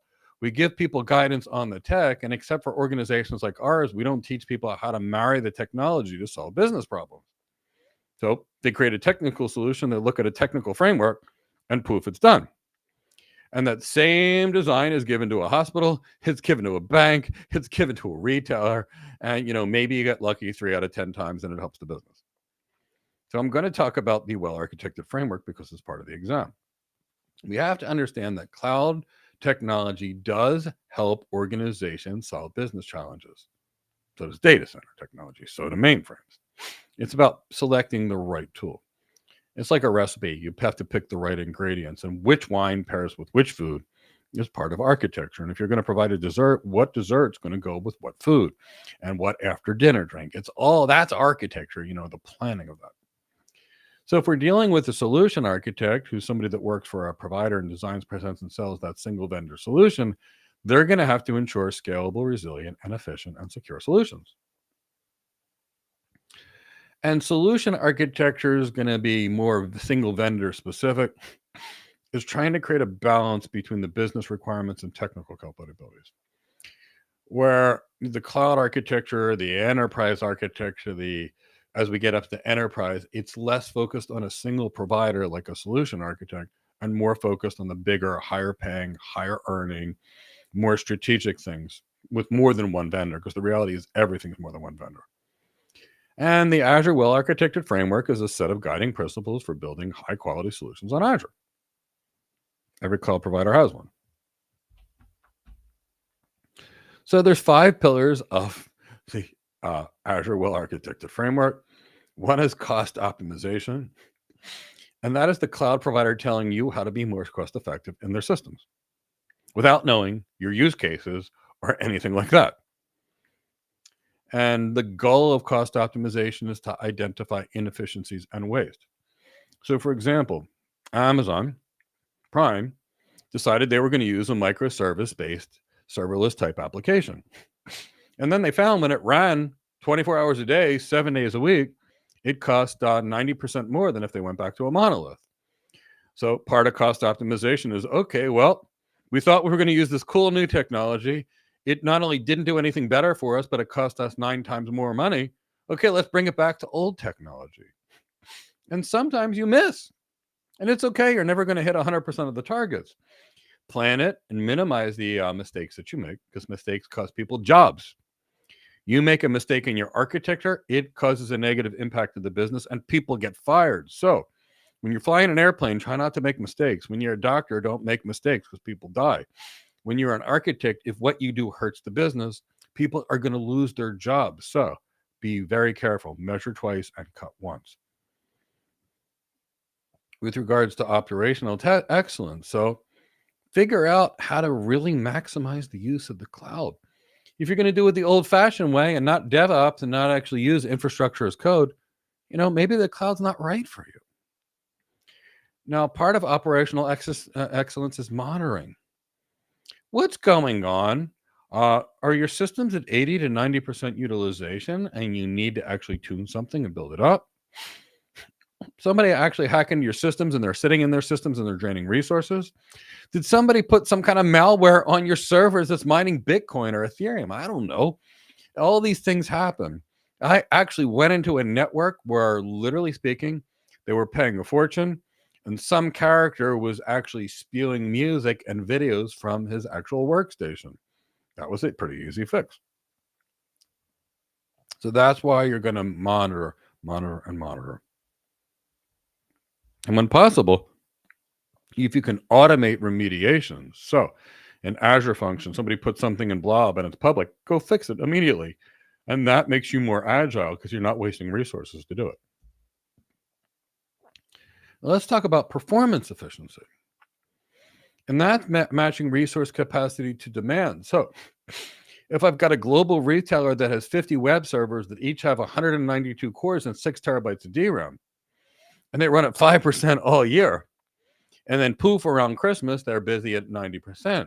Well, Maybe we don't need that. Maybe we can go to the cloud with a bunch of 8-core servers and 256 gigs of DRAM for these things. And then maybe when it's time for a big sale, we can add capacity when we need it. So we're designing to match with systems. We have to right size our applications, but we need to adopt the architecture to be able to add capacity when needed and shrink it down when it's not needed. We also, the next pillar is reliability. We need to figure out what kind of things can happen ahead of time. So if you're going to catch a thief, you got to think like a thief. You really have to come from a chaos perspective and think all the different things that can break. Okay, the control plane of the cloud breaks. What do? The network of the cloud breaks. The router connecting to the cloud breaks. And when you start looking at all the things that can go wrong, then you know how to plan around them. But if you just stick your head in the sand and say, oh, I'm using a couple of availability zones and a couple of regions, every time a cloud provider has an outage or a hack or a networking problem or a control plane problem, your systems are down and nobody's happy. You don't want to be in that position. So now let's talk about security. Having a system be available, having integrity of your systems, maintaining privacy of your data or confidentiality is paramount to any system. So focus on securing your systems with authentication and protecting data from vulnerabilities. Protect your data with encryption. Integrate a security policy throughout the entire application lifecycle to go through it. So let's talk about some general design principles as it pertains to the exam. Enable architecture evolution. What does that mean? So whatever we design isn't going to stay there forever. In fact, as soon as you're done designing a new architecture for business and the team's done building it, you're going to be working on your next architecture. Why? Interest rates came down and the company wants to invest in spending. There's some new business opportunity and that business wants it. Wait, there's some fear and global uncertainty in the markets. There's a potential for global war. Let's reduce our staff now and make everybody do this and change our applications to require it. This is the way businesses adapt. And if businesses don't adapt for this, they go out of business and everybody loses their jobs and all the customers and stakeholders and everybody loses everything. So we have to be able to scale up, scale down based upon what's going on in the world. And that's why for you, now you got a bank but the bank is a kind of bank that might buy another bank. You need to change your architecture and plan for that ahead of time. Now, generally speaking, use data to make decisions. You have to use data. If you do it all on gut, I'm guilty. I like to do stuff on gut. Invariable, you'll make mistakes, but I don't do these kinds of things on gut. I get data. I look for patterns. I look for anomalies, and I find people that can actually get me the data because that's not my strength. Education and enablement is key to this well-architected framework because if you don't educate your people, and whether that means your development teams, your operation teams, and your business teams, you will have problems. How many people get an email today from Coinbase telling that your account is compromised or this happened or you transferred Bitcoin? Everybody gets them every single day. Or the fake one from your credit card company. So you have to educate your staff. Automate. Well, anytime we can automate, we have the opportunity to do 2 things. Reduce our operational expenditures by having too many people. And maybe we keep the same operational expenditures and we get those people out of doing the same routine nonsense every day. And we put them on a project that's strategic for the business. But automation can reduce errors or destroy us. And what do I mean? If you know what you're doing and you do everything perfectly and you automate it, you make sure that each time it happens perfectly. But sadly, most organizations, specifically in cloud computing, really don't know what they're doing. And when they automate stuff, they break it. And they do a whole bunch of broken automations. So we got to make sure we get it right before we do it. In the well-architected framework, they talk about the shared responsibility model. And what does that really mean? It means the cloud provider is responsible for their stuff, and you're responsible for your stuff. Many people go to the cloud and they just think it's safe. Well, that's insane. You need firewalls, you need IDS, IPS systems, you need identity and access management systems, you need security, event monitoring solutions, data correlation. I mean, you need so many things that go into it. So just because somebody's managing the underlying server and the hypervisor on that server doesn't mean that your virtual machines that sit on that server, you don't have to patch the operating system, remove unnecessary services, put some host-based firewalls, host-based IDS, IPS systems, some anti-malware on those servers. So think about it. As you move into different things, you're responsible for less and you can control less.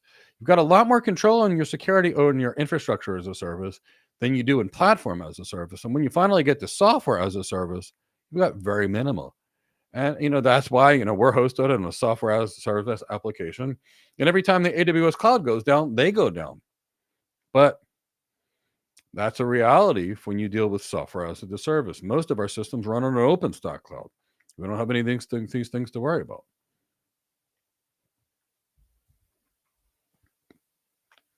So when it comes to architecture, it's all about trade-offs. In perfect scenario, you've got more money than you need, and you can produce the most secure, high performance, highly available, and efficient environments. If any of you have ever worked for a hedge fund or an investment banking firm like I have, and you work till 6 o'clock at night, you take the limo home. And they'll cater your dinner, they'll cater your wine, and you take a limo home. They're happy to do that. I want to add this new technology. It's going to save 5 nanoseconds off of a trading system. It's $100 million. Go, Mike, do it because we'll make more than $100 million. Now, the opposite of that is the hospital. We need this, but we have no budget. We've been hemorrhaging money for the last 5 years. So we have to think about what's ideal. We have to evaluate all trade-offs and then make a decision. We have to understand what it's going to cost to be perfect. And there is no such thing as perfect, but they call it cost of perfection the way Microsoft does it. So we have to know what the max is, and then we need to be able to create trade-offs that we can live with. And since no business, for the most part, can afford the max of everything, except for maybe JP Morgan Chase and a few other boutique hedge funds, we have to determine which trade-offs we're going to make. And how do we determine and prioritize which trade-offs we do? We quantify everything. So if we're dealing with a security architecture, and this I'll teach my students how to do this, we have to determine what is the risk of each asset being compromised. What's the quantitative of that as it pertains to the business and its business future? What's the qualitative problems regarding brand damage? And then when we can see this and we can evaluate, this is $1 million problem, this is $1 billion problem, this is a $3 problem, we prioritize which ones we do first. So a little bit about cost optimization, and I could tell you a joke. If you want to optimize your cost, don't go to the cloud, go to the data center, but I'm not going to do that. There's lots of great reasons for the cloud, but in most cases, the organization's going to the cloud, and they've noticed their costs keep going up. And sometimes it's related to inefficiencies or manual work that could be automated on the cloud. So what we really need to do is evaluate the organization's cloud spending. Maybe you take these virtual machines off the cloud and stick them back in the data center because they run 24 hours a day and they're cheaper. Maybe you migrate this web application to the cloud. Maybe you stick some AI application in the cloud while you're getting all your GPUs and then pull it back when you're done. But whatever. The point is cloud optimization is looking, analyzing what's working, what's not working, let's tune it. One thing to be there is when we buy stuff, we go from an OpEx model in the data center for the most part to a CapEx model, meaning we buy it, to an OpEx model. Well, understand this. If you buy a house, you buy that capital expense. If you rent a house, you're going to pay monthly payments forever. That's an operating expense and never own anything. Is that good, bad? Well, it depends on how long you're going to be there, how much of a premium you're paying for rent, because the owner of the property has to build the property, and then they have to rent it to you. They have to fix things that break. They have to pay taxes on it. They've got to pay maintenance expenses, and they still have to make money. That's why the landlord business, they always cheaper to buy the house than the rent is. And if the landlord pays more in rent or more in the mortgage than they can rent it out for, you get a real estate collapse. And that's when now you get problems like we had back in 2007, 2008, because people were buying houses and didn't understand the business. And of course, they got crushed. We may be there again. So how do we cost optimize? First is related to planning. We have to identify the resources we're going to move or redevelop. We have to understand the business objectives that are going to affect its sizing. We have to select the appropriate services. We want to use cost estimation tools. And then think about what we're doing. Now, then when we provision these systems, we have to think about optimization too. What's the right service level for our workloads?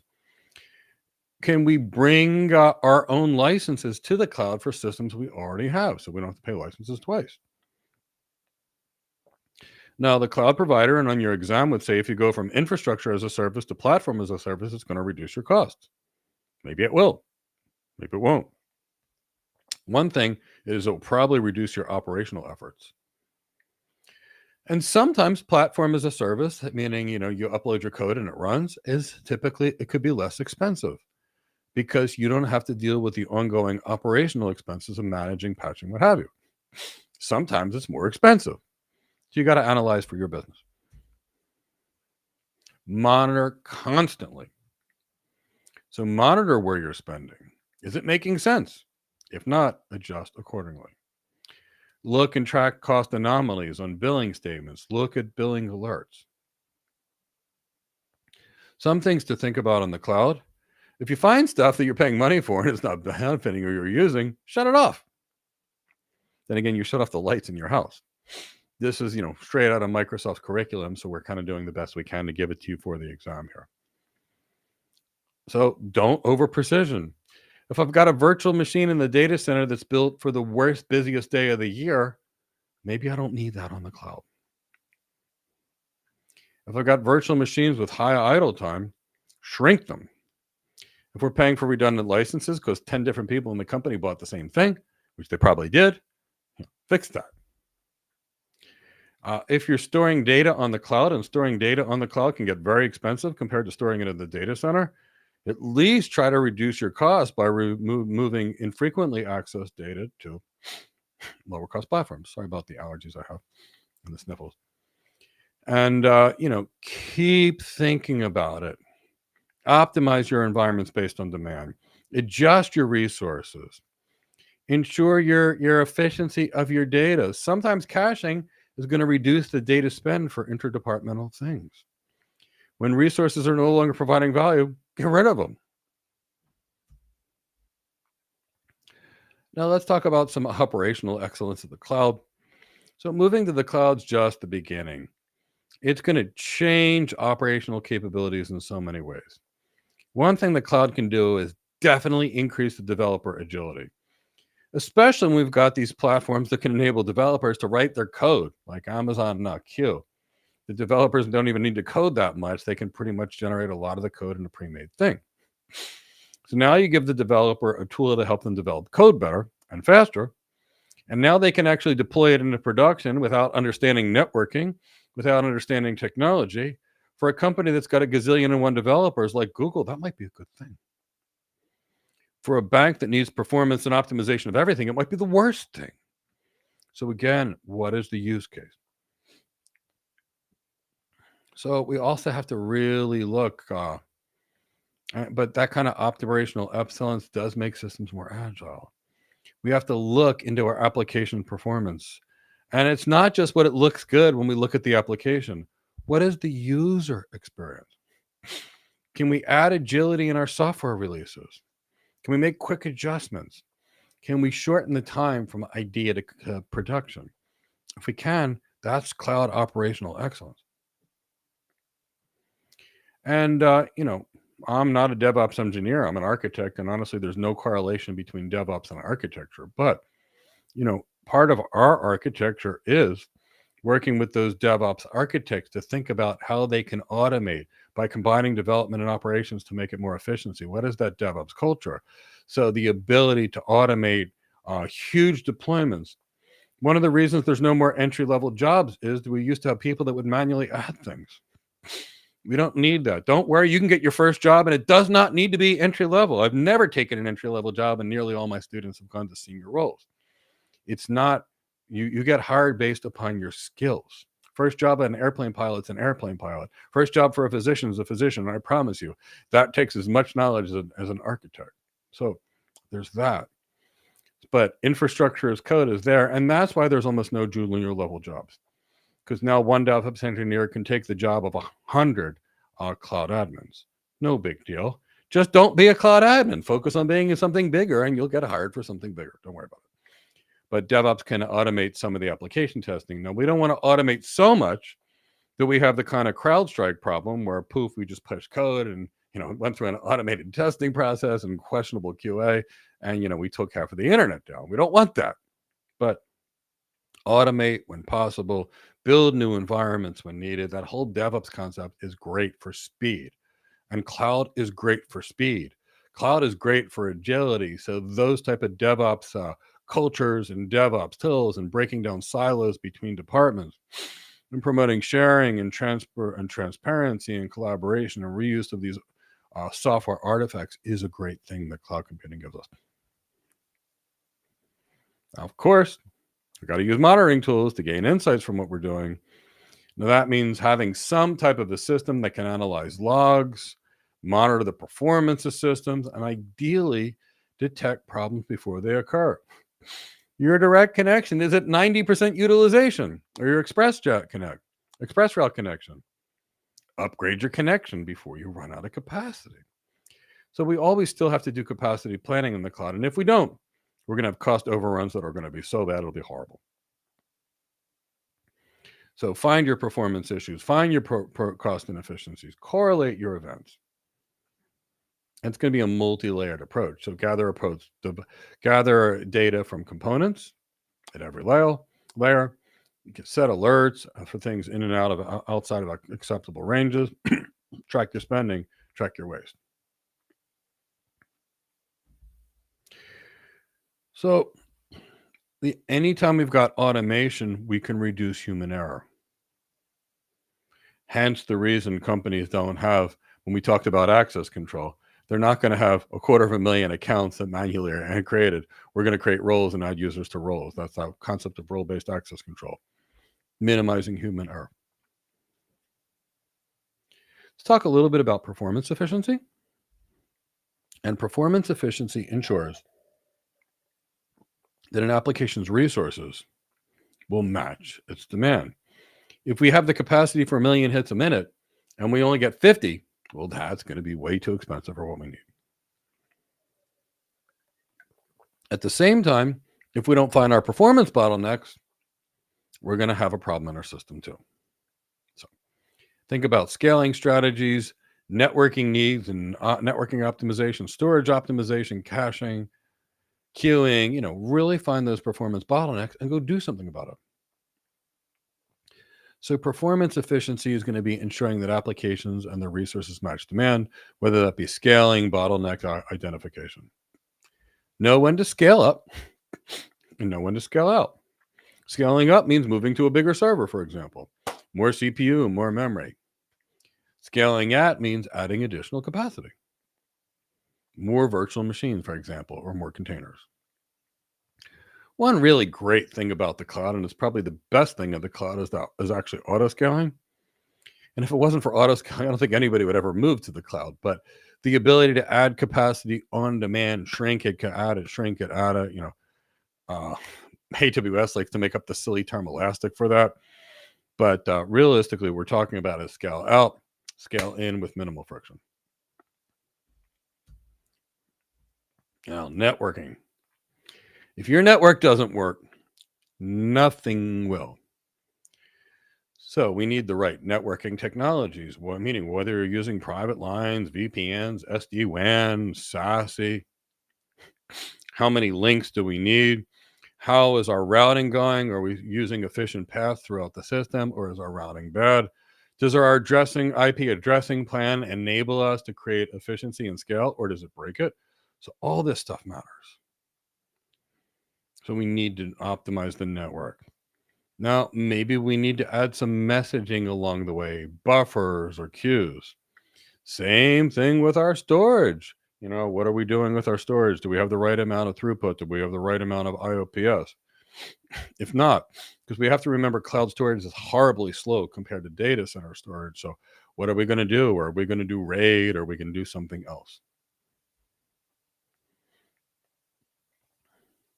Maybe we partition our data and divide it into different partitions, which gives us more performance and scalability. Maybe we need to cache to reduce the load on the network or reduce the load on our servers. So that's really what we're talking about. It's going to be an iterative process, continuous monitoring, continuous remediation. And as soon as we fix one, there'll be a new bottleneck. So keep it up. Now let's talk about reliability. So reliability is about the systems that can actually handle failures with minimal impact and maintaining uptime. So it could be a small incident, like a link goes and the routers recalculate their routes with their interior gateway protocol, or it could be a major disaster, like your systems are all in one cloud and that cloud goes down. That's kind of a disaster. So there's that. We've seen lots of cloud disasters over the last few years. Initially, people didn't understand why they needed to go multi-cloud until they did. Now, 98% of big businesses are all multi-cloud. So it's related to uptime. It's related to availability. So when it comes to high availability design, no single points of failure, power redundancy, storage redundancy, cooling redundancy, network redundancy. I mean, everything. I mean, including the routers that connect to your cloud.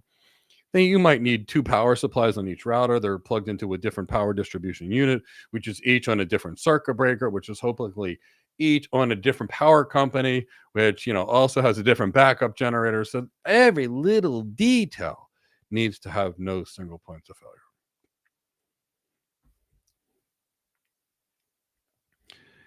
And so, reliability involves high availability systems, and every place you go means high availability.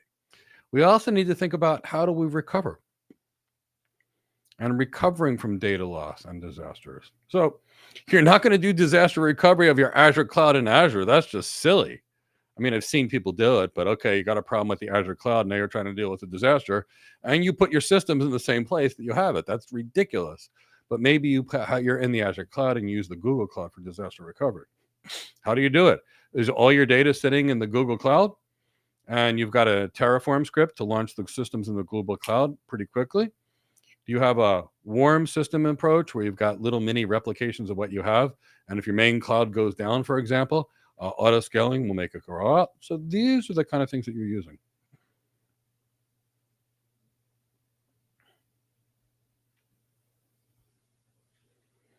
Building a high availability architecture is related to service level agreements.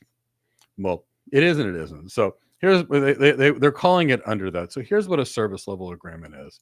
If you don't actually meet the needs, they give you some money back. So I pay $1 million a month, and if Azure doesn't meet its service agreements, then they give me back, 100,000.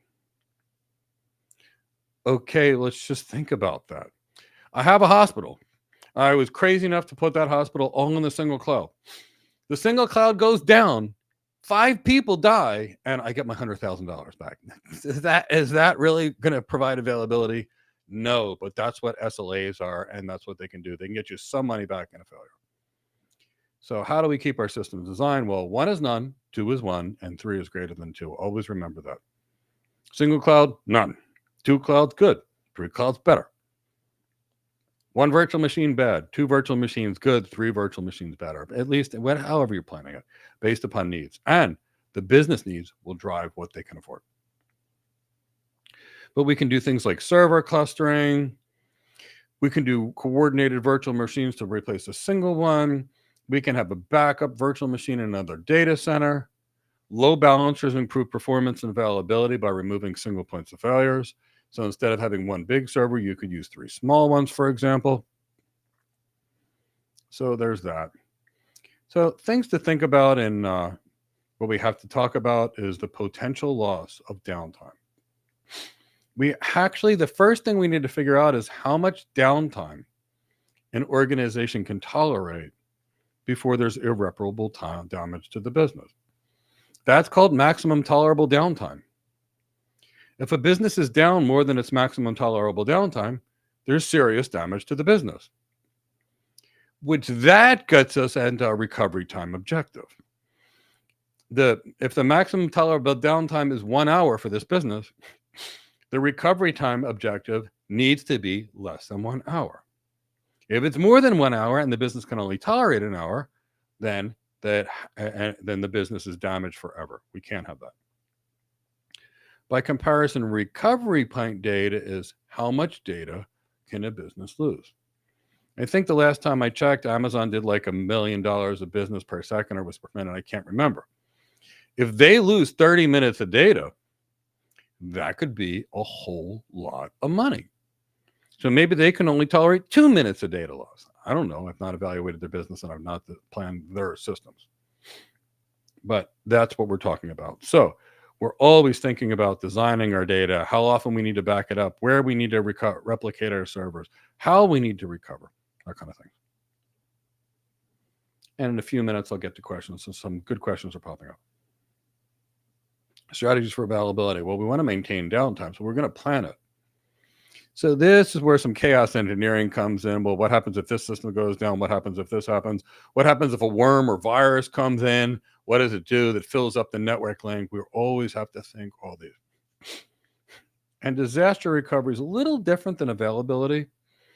Disaster recovery is what happens if something major happens. So if there's a war and there was a bomb dropped on a availability zone and it took down, or a region and it took down all these systems, or a hurricane, or an earthquake that had a lot of fires and a lot of flooding.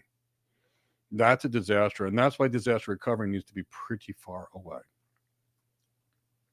And cloud is probably the absolute best with regards to disaster recovery because it's so agile, we can bring these systems up in minutes. Briefly discuss security here, and this is not an exhaustive list of security, and this is nowhere close to what we would teach our security architects. In fact, this is just a touch, but we'll have more security as we go through it, but we're trying to follow the Microsoft curriculum and the way they would do it. So security is going to be necessary to protect the data of an organization we use, store, and transmit.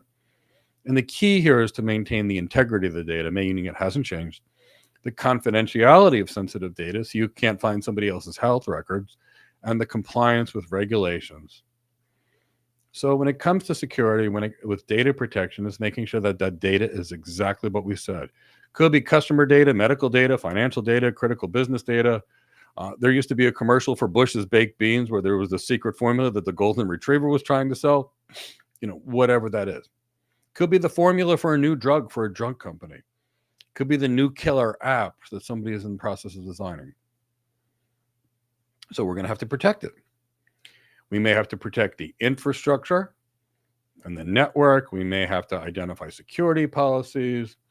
We have to come up with various forms of regulatory compliance. We have to think about what happens in the data breach, and we have to quantify this ahead of time to be able to create the budget to design our systems. When people tell me businesses don't have budget for security, I'm like, did you build analysis? Did you build a use case? Did you talk about their annual loss expectations and these and that? And they're like, well, no. I'm like, well, then you're not going to get budget. If you show the business they've got a $4 billion problem and your solution costs $400,000, they'll buy it, or $400 million, they'll buy it. So it's that kind of thing. So we also, when we're dealing with security breaches, we have to deal with the quantitative loss, the reputation damage, any kind of penalties, because now in the US, for example, if you get hacked and you suffer irreparable harm, now the government can fine you as well. Say you're like the victim and because you were attacked, and now you're another victim because somebody's going after you. I'm not saying that's right or wrong, but that's what the reality is today. So when it comes to security, it's a constant cross between that zero trust perspective that we talked about and that defense in depth. So encrypting our data that we store, making sure our applications can't deal with exploits like SQL injection or cross-site scripting attacks. Making sure our virtual machines are protected against malware or bad code. Making sure the network doesn't allow access to certain ports and that only certain systems can reach certain systems. Having a good, strong perimeter security. Having systems to prevent against a distributed denial of service attack. Having physical security to the systems that attach to the system. Good security policies and good procedures. So that's really what we're kind of talking about here. Okay, so we'll get into some new content in a minute, but let's see. I think I saw some questions pop in, and I always like answering questions.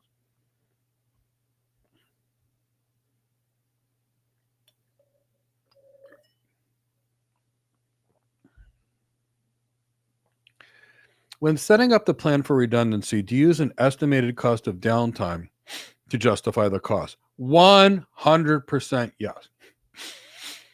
In fact, when I worked at Cisco, myself and another executive, we actually created a downtime calculator for healthcare organizations.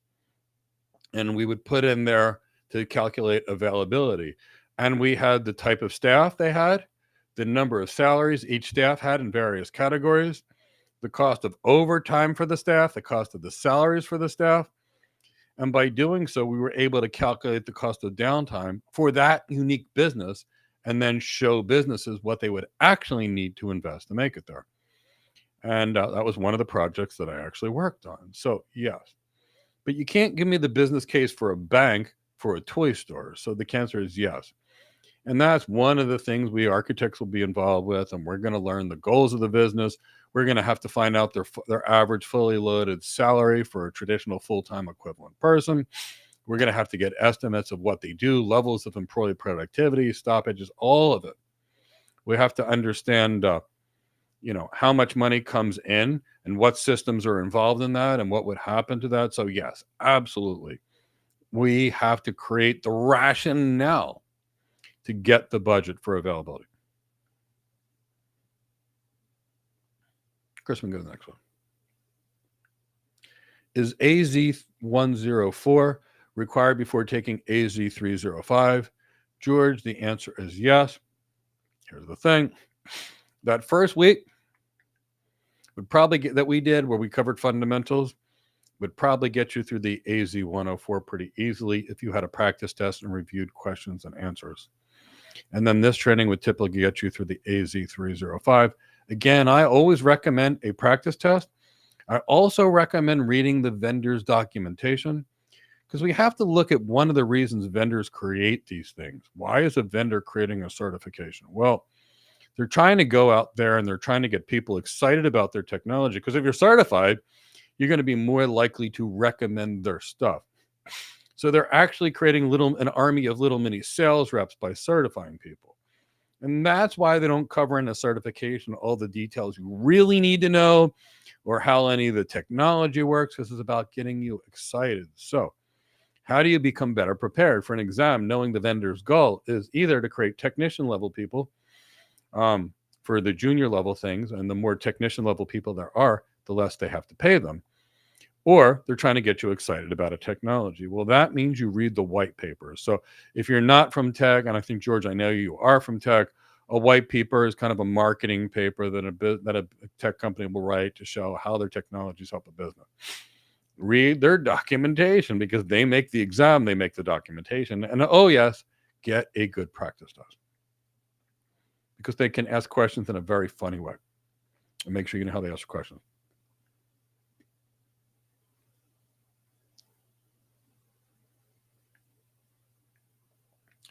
Should a cloud architect be aware of all the cloud services offered by all the cloud providers and available on the market? Not exactly, and let me explain what I'm talking about. As a cloud architect, you're not going to remember the silly names that everybody calls stuff. You're just not. But you need to understand how to understand the business, how to understand the business goals, the business pain points, and the business challenges.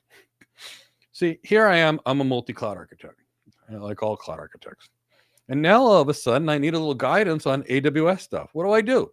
I call AWS. They bring in their solutions architects that are going to try and design and present and sell my solution. I'm going to get some information from them. I'm going to call Azure in. I'm going to call Google in. And by doing so, here's the thing. That way you're going to get their guidance. So, a lot of what we architects do is what's called vendor management because every company is going to try and sell you whatever their stuff is. And in a real cloud architecture, I'm a cloud architect. I've got security appliances coming in from, say, Palo Alto. I've got networking devices from Cisco and, say, Juniper. I may have some checkpoint security stuff too. Now I've got applications from Oracle. I've got applications from Cisco. I've got applications from this other company. I've got applications for this. And by the time you're done in an enterprise, they probably have 500 to 1,000 applications. You're probably dealing with 50 different vendors. And I promise you, you can't remember all of Cisco's, all of Juniper's, all of Palo Alto's, all of Fortinet's, all of Cisco's, all of Checkpoint's, all of Amazon's, Microsoft's, Google's, Dell's cloud, Alibaba's cloud, Cisco's cloud, IBM's cloud. You're not going to remember all the names of the Nutanix features, which you're going to be dealing with, the VMware features and functionality that you're going to be dealing with, but you know what you need. And when you know what you really need, then it's simple. And that's why Google does a beautiful job of this. They actually go out there and they give you a list on their website, and it tells you the equivalent names of the AWS, Azure, and Google services. So there's that.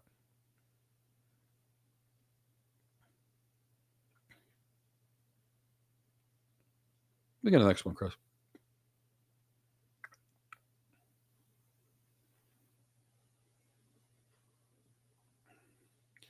How in depth is the architecture plan? Does the architect have to come up with everything like disaster recovery? So it all depends, Shani, on what they're asking you for. The majority of my architecture plans are 300 to 500 pages in length. And kind of keep that in the back of your mind. Now, I don't write that entire architecture plan. I build a team of 15 to 50 people, and it will take 6 to 12 months to create that plan.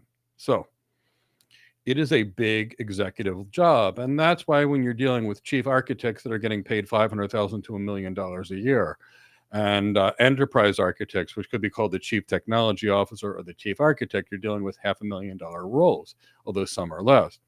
That's why you're dealing with an elite cloud architect that can earn $500,000 a year versus the junior level solution architect versus a junior level architect. The closer you get to the business and the greater the teams that you can lead and the greater the levels of details of those plans, because your plans are going to involve networking, they're going to involve security, they're going to involve private cloud, public cloud, multi-cloud, they're going to involve applications, they're going to involve methodologies, they're going to involve creation of governance structures, they're going to involve statements of work of what and how many people and the times.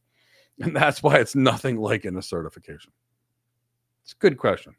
Join us on Thursday. I'll talk much more about the role in our free webinar.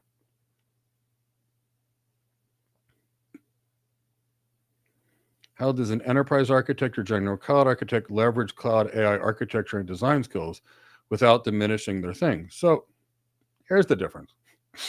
So in one case, now I'm going to be a techie.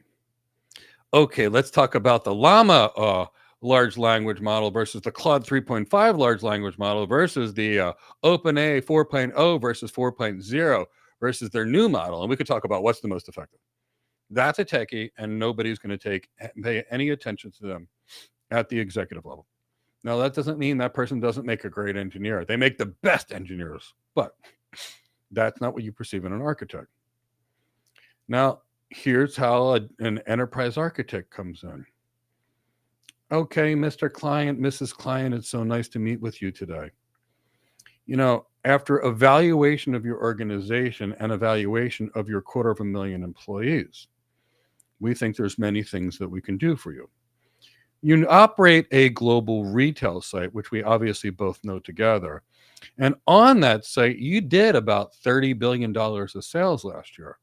We believe with an AI recommendation engine that can take a user when they come into the system, look at their past patterns and buying of behavior and the recent searches they've done on the internet and make recommendations on some additional things we can to upsell the product.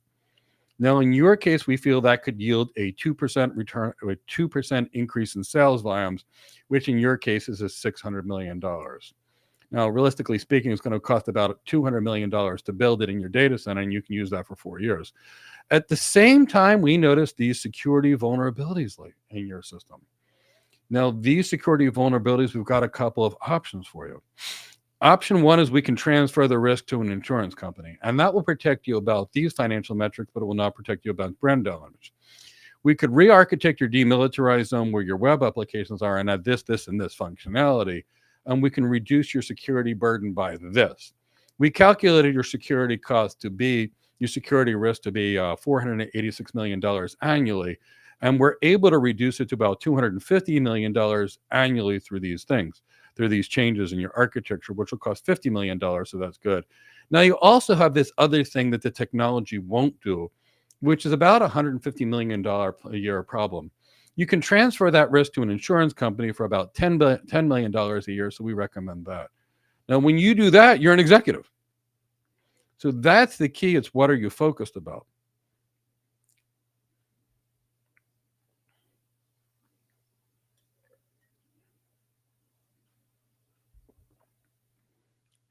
Some security vendors like Palo Alto and others claim not to use projects cloud brand into the cloud because all of eggs in one basket. Your doubt is architecture must include projects. So we have to think about it. So have you ever seen the difference of a Swiss Army knife? And you can think of your cloud providers as a Swiss Army knife. We do a little of this, a little of this, a little of this. And truth be told, when I was on an ambulance, because I was a paramedic, which is how I paid my way through school, I carried two knives. I carried an incredibly sharp karambit, which I used to cut seatbelts off of people if and when I needed it. And if I had to cut something that was serious, I used my karambit. It was a $300 knife. It was the sharpest thing in the world. I kept a Swiss Army knife in case, I needed to lose a little scissors or got a hangnail while driving down the road in the ambulance, or if it was after work and I wanted to open a bottle of wine, it had a wine opener there. There is no level of comparison between the security products that you would get from, say, Palo Alto versus what you're going to get from the cloud provider. So the key is, if security really matters, and it truly matters, use industrial tools. Now, that doesn't mean I'm not going to use a network security group, which comes from the cloud provider, because I am. It doesn't mean that I'm not going to use some of the tools from the cloud provider, but it means I'm not going to use that cloud provider's WAF if it really matters. I'm just not. I'm going to use something better. I'm not going to go to the security center to get my security advice and correlation events. I'm going to go to an industrial SIEM system. So it's never an all or nothing system, ever.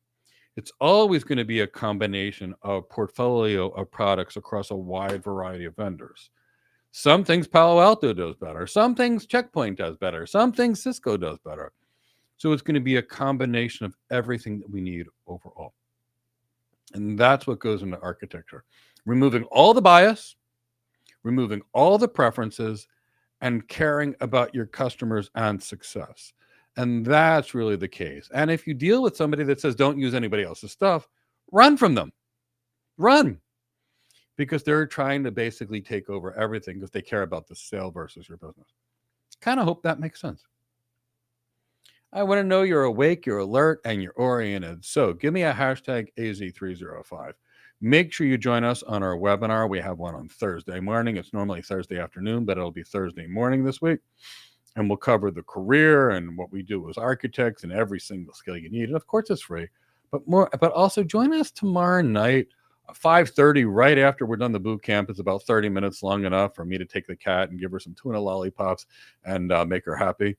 And what we'll actually do is I'll just answer pure career questions because I want you guys to have the best careers ever. So now let's talk about some identity governance and monitoring solutions. So governance overview. So governance is a means to control all the things that are going on. Our applications, our resources, what have you. And good governance involves determining an organization's requirements, creating planning initiatives, setting strategic priorities, what needs to have first, etc. and third. Now, there's some tools in Azure to make the governance much easier. So one thing is they talk about is a hierarchical structure. So you're going to apply governance strategies precisely when needed. And Azure has some tools to help you implement these governance structures, which are people, by the way. But Azure has some tools to help make it easier to implement like a policy. One of them is something called a management group. And with management groups, you can manage access, policy, and compliance for various subscriptions. So that's one way to force people to do things that they're supposed to do. Subscriptions also give us some governance control. And a subscription is kind of like a logical container that's going to serve various uses of management, maybe billing boundaries, so you can see what's going on. We can do something called resource groups, which are logical containers for deploying and managing Azure resources. And of course, at the resource itself, instances, whatever is going to be created, virtual machines, SQL, we can limit who can create what have you.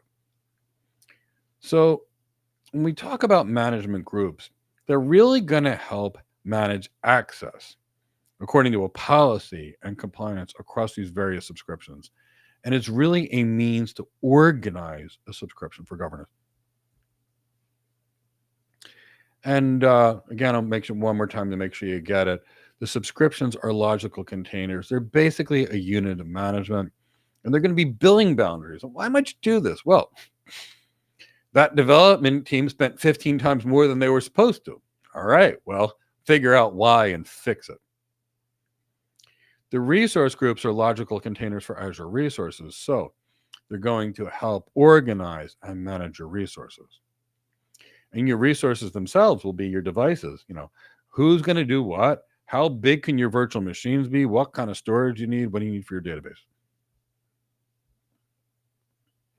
So when you're designing for a management group, you have to think about why it's going to be a container that's going to manage access or policy or compliance. So why might you use a management group? Well, region limitation.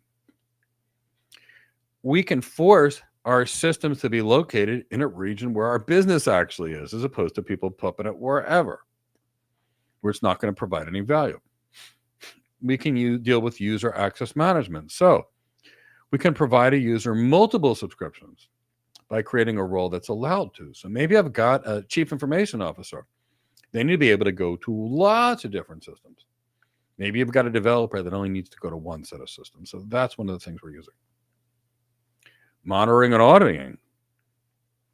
We always need to know who did what and what that impact was on the business. So let's talk about some characteristics of them, management groups. It can enable, say, policy aggregation. So we can create a policy and initiatives via Azure Policy. And we can add some hierarchy. So a management group, basically, it's like a tree, and it can have 6 levels of depth. And different levels can have different features, functionalities, and access to certain things. We can use role-based access control with this. We can create a management group, and we can apply various role-based access things of who can do what. So realistically speaking, that's where we're at. Now, by default, all new subscriptions are going to be under the root management group. So just keep that in the back of your mind. Some things we should think about with our management groups are our governance strategy. So we can use Azure policies at the management group level that will determine what workloads require various security, compliance, connectivity, and say feature settings. We can keep the hierarchy flat with maybe say 3 or 4 management levels. And, we don't want anything that's too flat, meaning not enough levels to basically segment what people can do. And we don't want anything that's got 50 levels either, because when you get into something with so many levels, now it becomes impossible to change things, keep track of things. So here's some ways you can design your management groups. Here's some options for you. We can have a top-level management group. So top-level management group might be a common policy platform for roles across the organization. Big management for the such. We may have a departmental group, for example. And a departmental group may basically based upon the department. So sales is in this group. Corporate IT is here. Marketing's here. Engineering is here. And each department will have separate groups. That's one way we could do it. We could do it based upon geography. Maybe separate it by a region. All users in Greece have access to this. All users in London have access to this. All users in Palm Beach and all cats get access to everything. I don't know, but we can do that. That's the whole point. We can create different management groups for production environments versus sandbox. So the sandbox environment might be places where people play and they test, versus the production group is the actual systems that are actually alive out there. So kind of hope that helps. We can also create a sensitive information management group. So think about the people that are involved in the organization's intellectual capital, the secret formula for the new drug, the secret architecture for a new technology platform, sensitive data, a elite military unit or an intelligence unit, for example, that has access to need to know top secret data. That's another way we can organize these. So I'll briefly talk about Azure subscriptions. And they're going to be logical containers that ultimately serve as units of management, scale, billing boundaries, what have you. We can create some limits and quotas, and we may include some type of an enterprise agreement, what have you here. Subscriptions can be various building environments, and we can separate them in development, test, production to see where our money is being spent. We can create a subscription based upon compliance standards. So each subscription can have various permissions and compliance things based upon that. So we may have a business that's got many departments, like the old GE. One part's making systems for healthcare, another part's making airplane engines, another part was making railroad and trains and things. So, that kind of thing. So we may have a specialized workload. We can do it that way as well. And we could create based upon specialized workloads that could scale multiple subscriptions. The whole point here is to manage costs and track costs. So let's think some considerations we should have when we create our subscriptions. Well, one option is something considered to be a democratized management unit. And that's going to be there to align subscriptions to specific business needs and priorities. Each subscription is going to be a separate unit, and it's going to be set up for better management. By comparison, we can group subscriptions. We can use management groups to group subscriptions with similar policies and role assignments. So maybe East and West subscriptions or North and South subscriptions. And I know this is a little bit rough to go through right now, but this is, official Azure Solutions Architect expert training, and they're going to question you about this. Shared services subscriptions. So we could create a dedicated subscription for various shared services, like Express Route or Virtual WAN, where common network resources will be built together and isolated from other workloads if we're using the cloud as a network. And that way we can say, hey, wait, we thought this cloud networking thing was good, but we're paying 8 times more than we did when we did a traditional network. So go back to traditional. Or we're saving money here. It's working well. Keep it this way. So we should think about subscription scale limits too. We may want to use a separate subscription for specialized workloads like high performance computing, Internet of Things, heck, SAP systems. It doesn't matter. But by doing this, it helps avoid resource limits like you might have in an Azure Data Factory integration limit. We can do these subscriptions based upon integrative administrative management. So we can determine if each subscription needs a separate administrator. Maybe they can combine. Maybe we've got a corporate management group that has one subscription for HR and a different one for legal. We can set up a policy with each environment we need. So we can assign management groups and subscriptions to serve boundaries for policy. And maybe we use a subscription to isolate workloads for various needs, like PCI compliance. We might do it across a network topology. So maybe we have some virtual networks that can't be shared across subscriptions. Maybe we need to use some I'm going to call it BGP peering, some VNet peering or VPNs to connect resources across subscriptions. Maybe we need some subscriptions to communicate with each other and some not. And these are all architectural considerations we have. And these tools can help us force compliance into various policies. We could do these subscriptions based upon roles and responsibilities. So we can regularly audit what people have, maybe quarterly or biannually, and determine who needs privileged access, meaning the ability to tune various systems. And by doing so and constantly monitoring, we prevent proliferation and protection. So making sure that like your usage just doesn't grow too much more than you need, for example. So the next thing we'll talk about are resource groups, and this is really dry material. I'm sorry, there's not much I can do to make this more interesting. Where if I can, I would, believe me. So when it comes to resource groups, they're going to be logical containers. So you deploy and manage your Azure resources. Maybe it's a web app, maybe it's a database, maybe it's a storage account. And we can place them based upon similar type, similar location, logical groupings. We may deal with some lifecycle management with regards to our resource groups, where we're going to organize resources by lifecycle.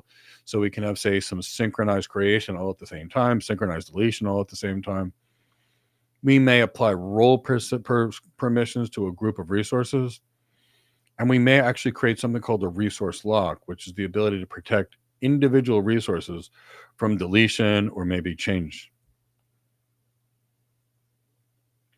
With regards to resource groups, we can there's some characteristics and things we should think about. We can assign them based upon location, maybe where the data is stored. We can give some region flexibility. So resources can be in various regions, or resource here, resource group here. We can also do something called cross-resource group connections. And that means maybe if you've got access to a resource in one group, you can connect to one in another group by the way we set our policy. We can also do resource movement, which is where we can take a resource that's in one resource group and move it to another group. There's some exceptions there, but for the most part, we can do it. And you can add or remove resources from a group at any time. So we can apply restrictions and constraints. Some things to remember is resource groups can't be nested. So each resource can only be in one resource group. And if you create a resource group called cats, you can't change it to cats and dogs later. So it can't be renamed. So let's think about some design considerations for your resource group. How would you group them? Well, you might want to group them based upon usage type or geography. You could also organize your resource groups based upon life cycle. So you may have something that you're going to need for a reasonable period of time, and then you won't need it anymore. So you could do that via life cycle. You can use role-based access control to manage your permissions of your resources. And as I mentioned, we can protect resources with lock. So when Billy Bob logs into the system and Billy Bob tries to delete something by accident, he's not able to. We want to be fairly flexible in resource management. So we want to take advantage of the ability to move, add, or remove restrictions. And we want to make sure that each resource is assigned to only one resource group to avoid any kind of management conflict. Let's talk about some resource tags. So what are they? Resource tags are going to provide extra information or metadata about your resources. Why might we do this? So for the 3 months that I was a senior network engineer, which was my first tech job before I became a lead architect, 3 months later, when we had wide area network links between, say, New York and London, on the interface that we had we might look, say, 128K link between New York and London. Because that when we looked at a router that had 50 connections to 50 different things, we knew where they were going. Well, this is the same kind of thing. We can put a tag on our Azure resources or resource group, and it's going to give us information about what we have. So we can put in an assignment tag to a resource. We can add some management type tag as well. The whole point here is to be able to get information about what we have. Because when you look, those engineers come into our systems and look at the system, and we've got 10,000 virtual machines. You got to be able to figure out what they're actually doing. So tags can be fairly helpful here.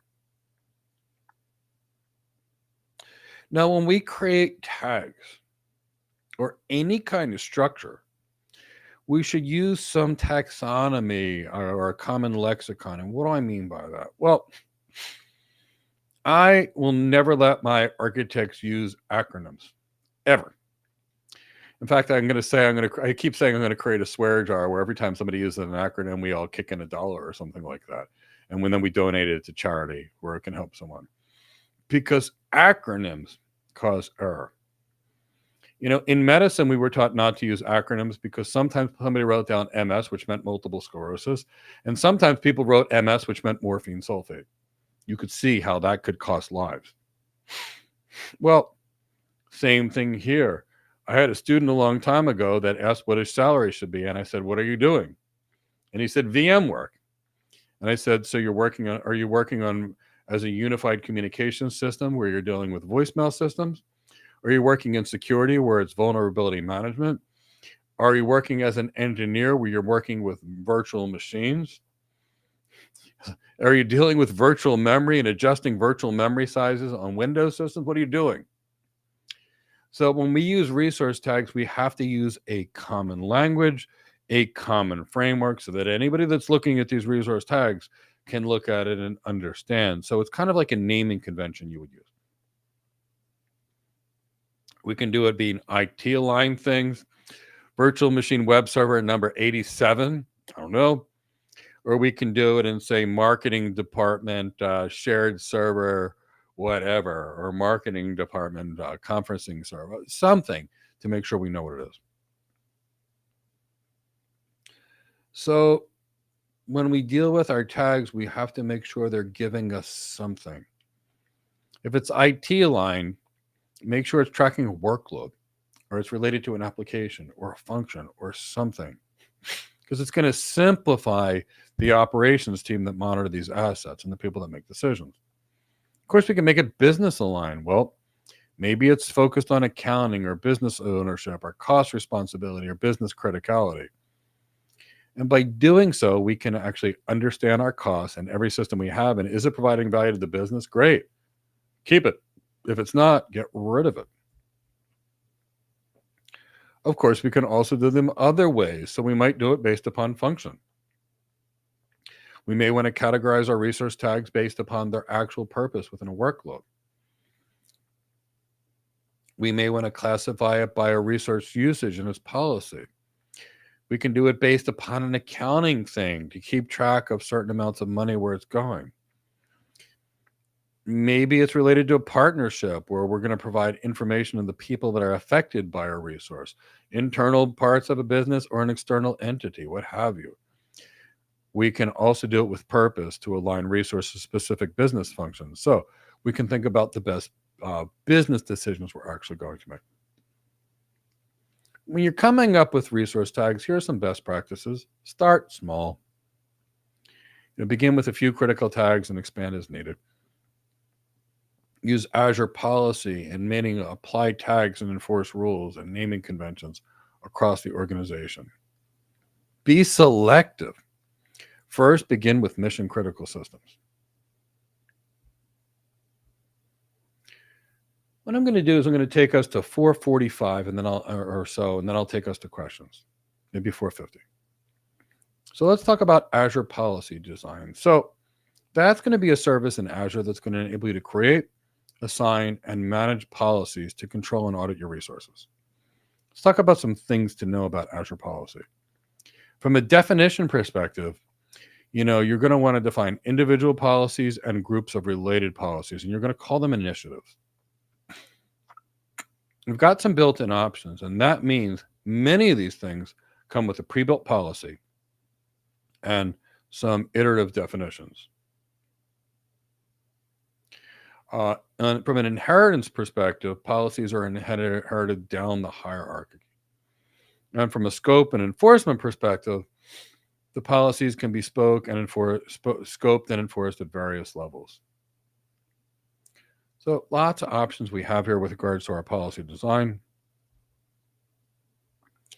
Things to consider when using Azure policy. Well, you've got a compliance dashboard. And that will enable you to analyze the overall state of the environment. We've got features that offer an aggregated view of drilling down of various policies to see what's going on at each resource and level. We can provide bulk remediation for existing resources and automatic remediation of new resources, so we can go fix a lot of stuff really fast and prevent other stuff from occurring. We can also, we have to understand what are going to be trigger events. So what's going to cause something to look? Well, maybe resource creation, resource deletion, or updating a resource, a new policy or a new initiative, for example, an update to an assigned policy or initiative, and a standard compliance evaluation, say maybe every 24 hours. For resources that are not compliant, well, what are we going to do about it? So do we deny the changes? Do we log the changes? Do we alter the resource group before or after the change? Do we allow it to be deployed? So in Azure policy, we can actually kind of handle these things that are non-compliant. What are we going to do about it? Automatic remediation is great. And we can determine if an Azure policy should automatically fix something. So somebody does something that's going to be a security risk, fix it automatically. So let's compare and contrast Azure policy versus role-based access control. So Azure policy is more about making sure the resources meet your security policies, procedures, regardless of who's made the changes. Whereas role-based access control is going to be your users that are using your system or have rights to use a system, making sure that they're in the appropriate job function and that each job function has the appropriate permissions applied to it. Here's the reality. We want to make sure that only the right people are doing what they're supposed to be, so we're going to use role-based access control. And we can also use Azure policy to make sure that the right people still don't do the wrong things. And that's how these things fit nicely. So let's think a little bit about role-based access control design. And I know we're going to keep coming back to these topics. That's every time we go through a different structure, we're going to keep thinking about the tech or governance or various forms. And that's why we may talk about networking several times or security several times or role-based access control several times. So if you'll recall, Azure role-based access control enables you to create, say, job functions and then apply specific permissions for each job function and then add employees. So create a group systems administrators. Give access to the systems administrators, and every time I hire a systems administrator, I add them to the group. Every time a systems administrator leaves the company, I remove them from the group. If the systems administrator all of a sudden becomes a manager, maybe they don't need access to these systems, but they need management to HR systems, so we change the rules. Basically speaking, we're allowing. It's an allow model. So we take a resource, we take a role, and we apply explicit permissions to you can add this. Some things we should think about with regards to role assignments are we need to enable management of resources by different roles. Maybe one user can manage virtual machines, another user can manage virtual networks, another one can manage the database, another set of user can manage everything inside of a resource group, but we can define that separation and make sure the right things happen. There's also some things to consider. We want to define each role's permissions very accurately. We want to assign the roles to users and groups and service principals. We want to make sure that we scope roles to management groups, subscriptions, and resource groups. And we want to assign roles at the highest level. With regards to access grants, you're going to grant users the least privilege needed to perform their work. We're going to separate team members and responsibilities. So we want to plan these roles. So we want to think about role assignments. And we want to assign roles to groups rather than, say, individual users. We want to integrate these with, say, Azure policy and focus on specific resource properties because we want to make sure that resources are compliant with a set of rules. And with regards to Azure role-based access control, we want to focus on what resource can be accessed by which users or roles. And of course, we're going to combine role-based access control. Some things to consider, we might, there's lots of pre-made roles that you could apply your people with regards to role-based access control, but we might want to create a custom role. And a custom role we would use when the built-in roles that are there automatically made for you don't actually meet the needs for your specific organization. Maybe you're extra high security. And that's where we get ourselves into custom roles. And in a perfect world, we're going to resolve any kind of overlapping role assignments. So because Azure role-based access control is what you call additive, permissions or what you have are going to be the combination of all role assignments. So we've got a user that's got a contributor role at the subscription level and a reader role on resource group. The reality is they've got a contributor role on pretty much everything. And the reader role will have no input. So to keep ourselves from getting very complicated, that's really things that we're actually talking about, is making sure you're only in one role and not multiple roles. Let's break it to some questions, and after questions, we'll finish for the day. Before we do, I know there's lots of career questions and I love answering them. We're going to have a free career question session tomorrow, and it'll be on Zoom, because the only way to get the best answers involves getting the right information. And that's where we're going to do it on Zoom, so we could have an interactive dialogue, because I really want to help you all. But in the meantime, let's see what questions you actually have. And Chris just popped a link for that. And also on Thursday, we're going to have the how to become a cloud architect. And I will list every skill you need. And you can get them from our training, which I'd love to train you, or you can get them from MBA programs and leadership programs. The key for me is knowing you know what the role is. So you know every skill you need, whether you're with us or with somebody else, and you go get them. Because it saddens me after seeing people that want cloud architects and solution architect jobs spending years learning everybody else's job than their own. And that's the reality, is we have to retrain everybody, because people don't know what the role is. And if you know what the role is, if you're with us, great. And if you're not with us, you'll know where to piece together your education to get the best education to get to your goals. So that free webinars there are going to be on Thursday.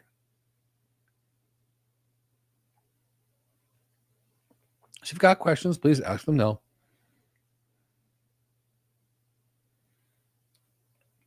Does the Azure Lab demo suitable for the AZ-105? So JDF trades.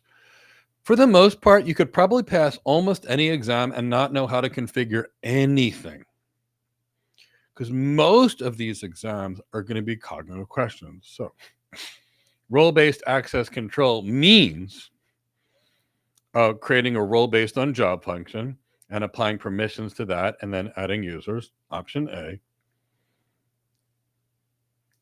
Option B could be something like role-based access control is applying permissions to every single user, which is the exact opposite of what it might be on a manual level. And then you'll get two silly answers like role-based access control is related to your firewall, and you'll get some other ridiculous answer that you'll easily be able to do that. So that's typically the way. Very limited number of these questions are actually related to configuration as a rule in most certification exams. And that's one of the reasons why, people that want cloud admin jobs and want to learn how to configure things can get through and not know how to configure things. And that's why people do cloud projects for the engineers and the admins. At the same time, very little of these certifications has anything to do with architecture. And that's why you can see people with 5 to 10 actual certifications that have no idea how to be an architect, because the things that we're going to talk about on the Thursday webinar are really architecture. But at the end of the day, it doesn't matter. You need to know how to do the job and be great at the job.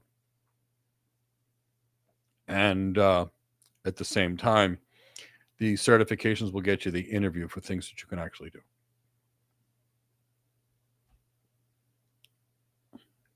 If you have both Azure and AWS certs, do you recommend that I show both on your resume for a cloud architect position, or just one?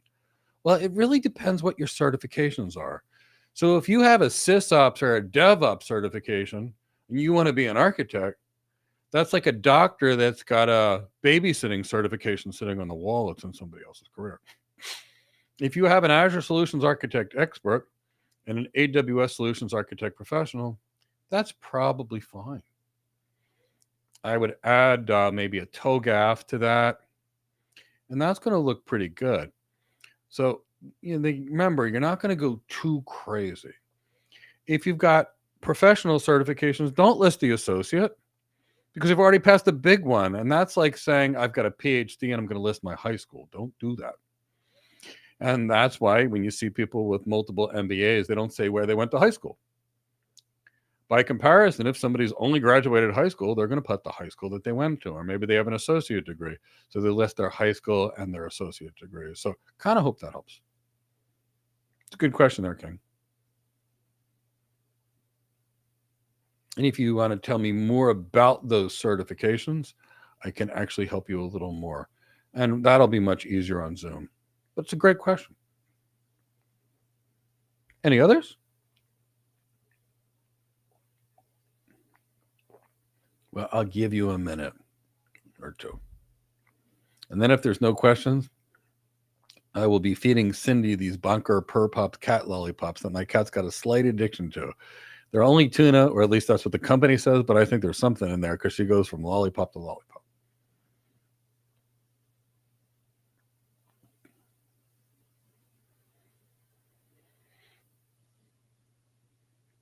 Well, you guys are quiet.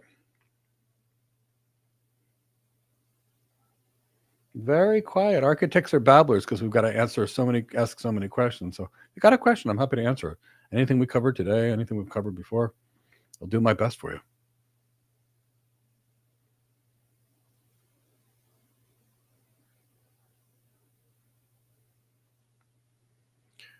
Our question and answer link says 9:17, but we say tomorrow. Well, Chris from my team, can you address that and or potentially fix that? So Chris from my team will fix it, but it's definitely going to be tomorrow at 5:30 p.m.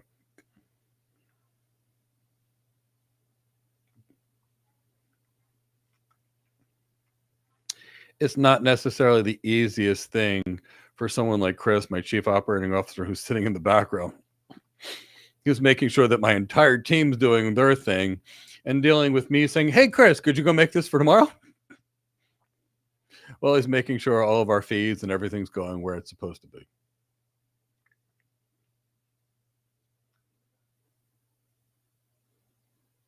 Anything else? It's fixed. So it's fixed.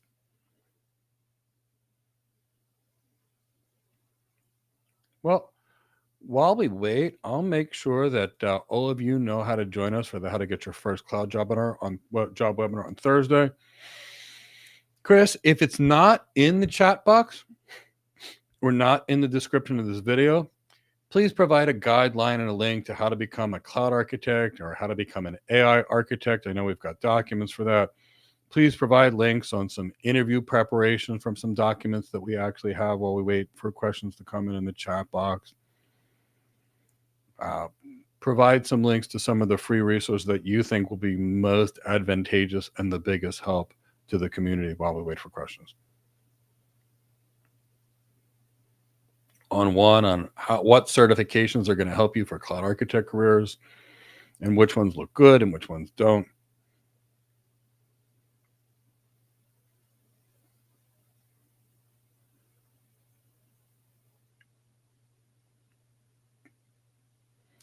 And I'm going to try to pretend I'm a YouTuber today. If you've enjoyed this video, please give it a like. If you're not a subscriber, please subscribe and hit the bell to be notified of new videos to help you in your career. If you are a subscriber and you haven't hit the notifications bell, maybe do so, because we got a lot of other things that are coming up, pretty special, coming out soon. That's a good one to get, why tech skills are not enough. Last Friday, did we hold the architect? We had the webinar last Thursday for the architect on what is a cloud architect, what do we do, what are the skills, and we will do another one this Thursday, but it'll be at 11 a.m. Eastern time, where they're normally at 1 p.m., which we do each week. But we want to be able to do our real main thing, which is we're working on right now, our free boot camp. So this gives us the opportunity to do these things.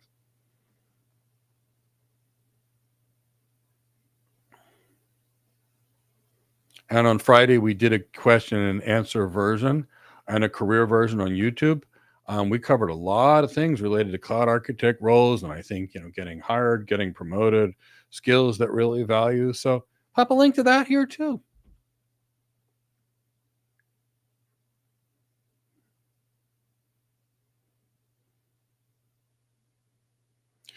All right. Well, I haven't seen any questions come in.